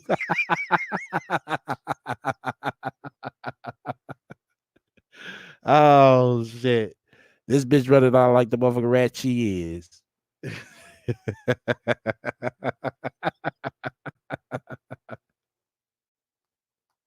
At venues, and I would do the marketing, the promotions there. I would get on the dating sites and just ask men to come out and meet me or meet the other single women there. So I never used social media as like a personal thing. And I think a lot of people who watch my videos, they use it as a personal use, and they have no stock in it. So they don't necessarily understand how I use social media and how it's a business to me. And I feel like with YouTube, no black man. I know, bruh, but I already said it before she even took down the videos. You're not going to see that Lexus again. Trust me, you're not. You're not going to see that Lexus just as well as you're not going to see the fucking Tesla. You're going to always see her in these little small Toyotas and Nissan, them little small motherfucking cars. That's what you're going to see her in. You're not going to see her in their Lexus again. I think with me doing the live streams and the live stream community and the black sector here, it's kind of negative. It's like I don't know if I like. Oh, it is negative because everybody don't want to believe your bullshit. Oh, okay. But you gonna go over there and try to say that bullshit to 1 or 2 people that's gonna be in your live. But you got 8,000 people that follow you, but only 1 or 2 people communicate with you in your live. Because you know damn well they ain't gonna want to hear no priest. If you ain't shaking your ass, and if you ain't popular and known to a person that they'll, everybody like to be around, you're not gonna have nobody in your chat over there on Instagram. So that's not gonna last long. So you can stop, saying, with this bullshit about your social media manager told you to go over there and all that. Yeah, come on now. You get more traction over here than anywhere. You can't even go live on fucking Facebook Live and get the amount of people that you get over here. You know that.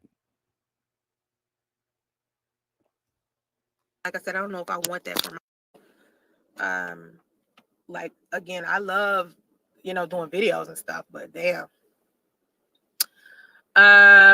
Protect his images, his heart, his echo. Life as a shorty shouldn't be so rough. Let me tell you something. I have no respect for a man who is African American and he allows his child to grow up in this world without him.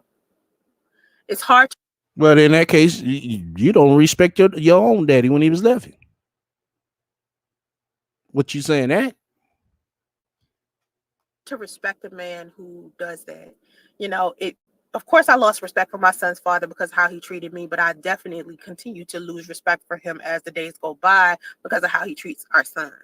They have not met. He does not reach out to him to see how he is. $60 a week is not fatherhood. And so No. You're right. $60 a week is not fatherhood. You know what I'm saying? It's, basically helping out for expenses. That's what it is. Like I said, you're 3,000 miles away from this man. Would you expect him to be there every day? That's very impossible. She talking about like pre-state, like shit around the corner or something. For me, it's just like I just continue to lose respect for him because my son is a black boy and he's growing up in an environment where he's going to be raised by other cultures, and that's fine. That's why I brought him out here to California, because it's multicultural. He won't be raised in a predominantly black area. I want him. Oh my God. Oh my God. Look how this bitch talking. Oh, I brought him out here so he won't be in a whole black in a predominantly black area.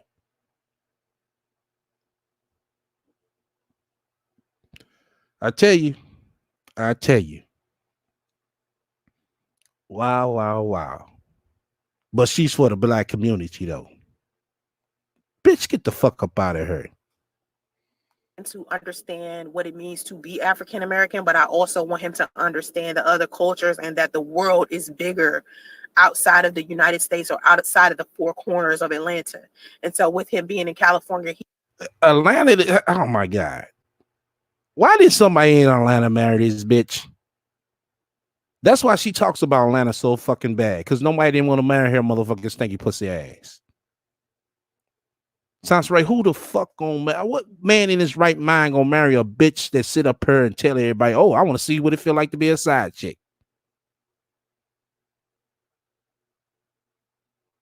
Ain't no man in his right mind gonna marry a bitch like that.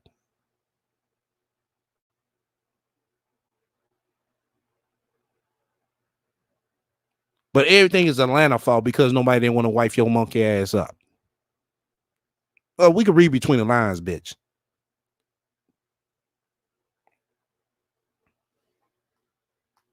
he's around Asian people, Indian people, Russian people, German people, Australian people. He's around so many different types of people. And just like I said, and those the same motherfucking people that's gonna harm your motherfucking son, bitch.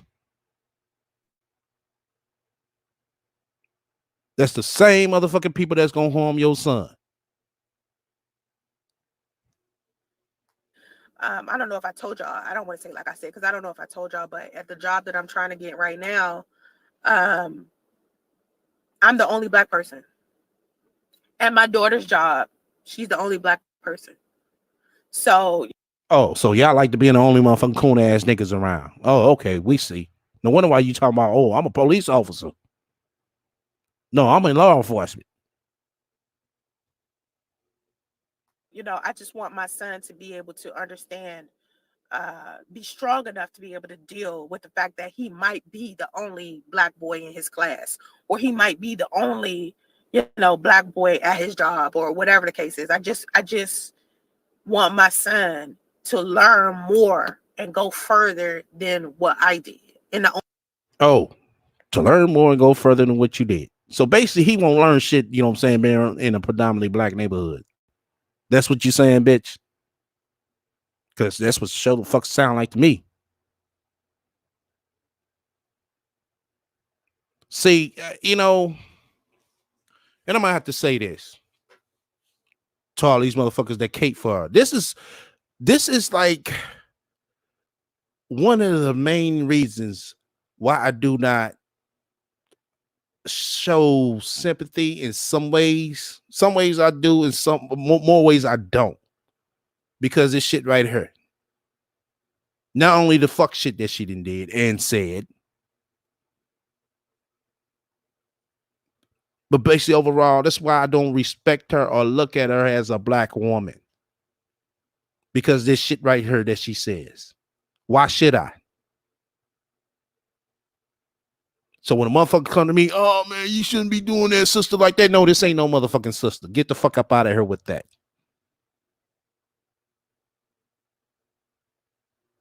This is not a fucking sister.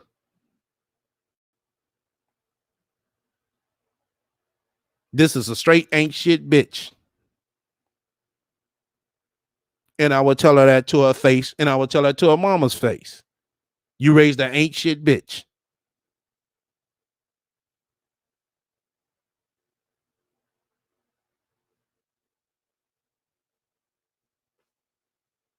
Only way I can do that is if I take him further than where I was. And I never lived off of the East Coast. That's what made me go to the West Coast. Because it was like the West Coast. I never lived in the West Coast. I visited there. And I had this dream of living in California. And I just thought maybe it was just outlandish, or I wouldn't be able to live here until I was famous or wealthy. And here I am, just a middle-class single mom living in a fucking hotel, bitch. You still out there motherfucking struggling. The fuck up out of her. See, people will respect you more, bitch, if you came out and you kept it 100. But with all this motherfucking talk that you motherfucking pushing out, it goes to show you how much you hate being motherfucking black. So why, like I said, why the fuck should I respect you as a black woman? Oh, she's talking with confidence when she's saying this shit to y'all. Like, yeah, Atlanta wasn't shit. You know what I'm saying? Niggas didn't want to wipe me up, even though I wasn't ain't shit, bitch.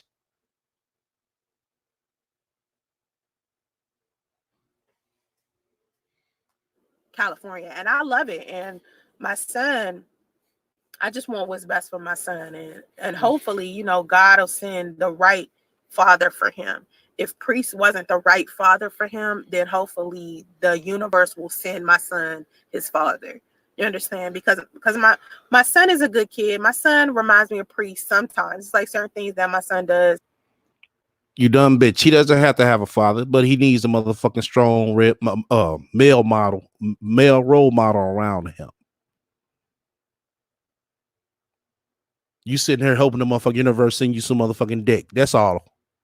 When you said, oh, yes, my son, universe, you're going to send him, a father. No, you were hoping the universe would send you some motherfucking dick, bitch. That's what you're hoping for. As long as that dick satisfy you, even though he might be treating your son wrong, you'll sit up there and claim that he's treating your son right. Because long as you got some motherfucking dick. This is the type of motherfucking bitch you got to watch out for, fellas. For real. my son is very strong-willed. Like, he's so masculine and he's so alpha. But the thing is, these are things that I didn't teach him. It's just something that he was like born with. And so I think part of it is from him, from Priest, and just part of him being a male. But at the same time, it's like the negative stuff about Priest, my son don't have. And if I put my son around Priest, he's gonna learn that negative stuff. And so that's another thing that has me, at pause. Like. Okay. So black is negative. Okay, bitch. So everybody, you know what I'm saying, that sit here talking about, oh, y'all shouldn't do a science rate like that. This is one reason why it gives me the motherfucking green light to go in on her ass.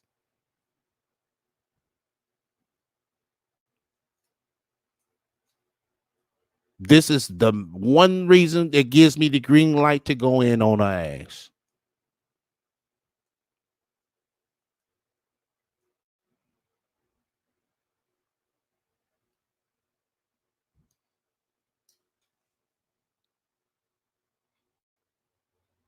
Hold on a second.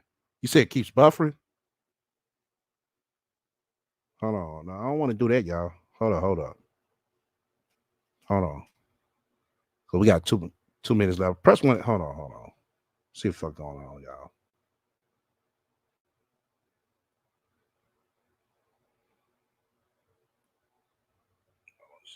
You said it keeps buffering?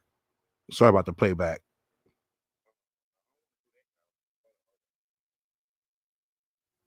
Okay, look like it's cool on my end.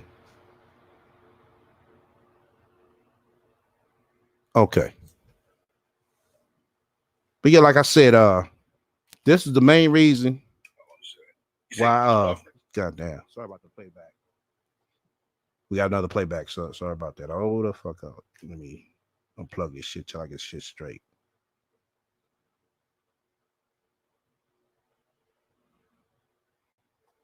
God damn it, keep restarting shit. Hold on.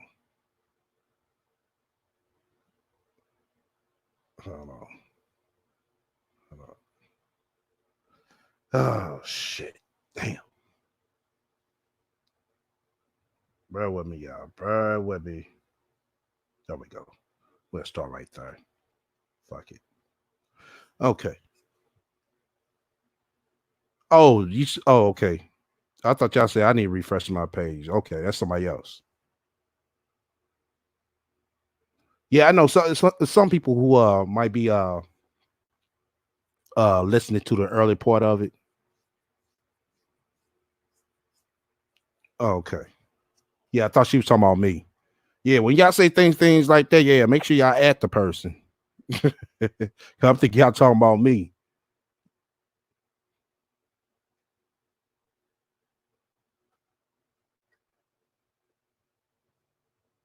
All right.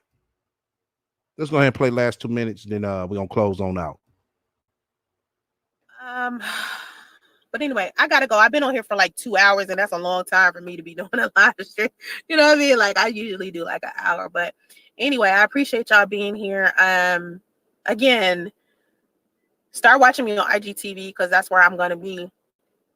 And of course, I'm not supposed to be like bashing my son's father, so don't feel like this is the son's father. It's not a baby daddy bash video. This is just me like trying to get people to understand this whole single mothers can't keep a man thing. That's what this live stream was about single mothers not being able to keep a man and blah, blah, blah. It's not that single mothers are. No, it ain't about no fucking single mothers. It's ain't shit bitch who can't keep a man. Won't you change the title of that bitch? Because that's what fits you. Because there are some single mothers who can keep a man. It's just ain't shit bitches can't keep them, which is you. Aren't able to keep a man. Is that single mothers know very well what kind of man they want. They might be in a position to not know at some point, and then when they don't know, they're not pressed to be in a relationship. Most single mothers are not pressed to be in a relationship with you. What a lot of single mothers are, most single mothers are out here just trying to take care of their kids and live life every day. And when they do meet a man, they want to make sure this man is good enough for their children. So when I tell women to have a probationary period, Incoming call from Grams. Incoming. Look for like some a reason, Big Kathy for some call. reason, that was like my mother calling me, interrupting my live stream. My mother interrupted my live stream, just calling me now. So I'm just gonna, y'all see why I don't need to be doing no live stream for no 2 hours, because somebody gonna call me and interrupt. So anyway, It is always Kathy. I'll call y'all. It's always I'll talk to Kathy. y'all later. Peace out. Oh, somebody's gonna call me like she really get calls. We've been listening to your ass 2 fucking hours and only one motherfucking call. That was Big Kathy ass bitch. The fuck about it, her. Okay. Once again, shout out to everybody fucking with me. Shout out to my shadow watchers, my playback watchers. I do have a stream I had done Sunday. It is privatized right now. I'm gonna release it out. Also, I'm trying to work on something to get a premiere going. You know, I want to promise that, but I do want to get some premiere going for the Saturday. That way, everybody kind of binge watch some ones that I had hidden. We got when we was going through the rodent infestation. When the rat motherfucker hit the motherfucking spot up. We could do a motherfucking premiere on that shit. I know it was one good one that definitely got deleted. You know, man, I was pissed. But I'm thinking about doing that. Trying to think you gotta think of what a good 4-hour premiere. You know, I don't want to make it too long. That way we kind of, you know, spread them out.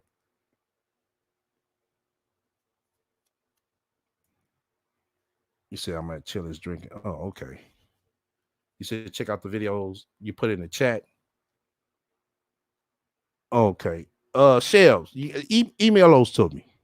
Yeah, y'all email those to me for now on. Yeah, email those to me. Yeah, email me y'all links for now on. Unless, you know, we trying to get directly to that video. Yeah. Yeah, just email those to me, Shell. But yeah, like I said, tomorrow, I'm gonna set it up tonight, y'all. We're gonna have a special presentation we're gonna do tomorrow around like 6 or 7 Central Standard Time. A good one about the coronavirus, you know, in the state, you know, basically the state of emergency, what's going on. So we got that going on Thursday. So Friday, if we don't do a show, which I should, I ain't got nothing going on for the weekend for real. Let something pop up. But we still gonna be on for Friday so far. Shout out to my spiritual donations as well. Initials MT, MP, and WE. Much love for y'all spiritual donations. Everybody, yes, everybody definitely shout them out as well. That's what, you know, keeps the you know what I'm saying, the motherfucking lights on. Yeah, that's definitely what keeps the lights on. Let me see. What is something else I want to touch up on? I think that's just about it. Yeah, we know keep it 100. That's we gonna just make sure you tune in tomorrow. Just make sure you tune in tomorrow. We gonna everybody gonna, you know what I'm saying, it's gonna be experiencing different different sections of it, you know, of what's going on. So that's definitely gonna get be talked about. What you just said right there, keep it 100. So just like I said, just keep in tune with it. Like I said, if anybody want to weigh in, I'm gonna open up the call-in lines on that as well. We ain't gonna leave out with no music since we did a little small intermission and shit. So we good. Till then, everybody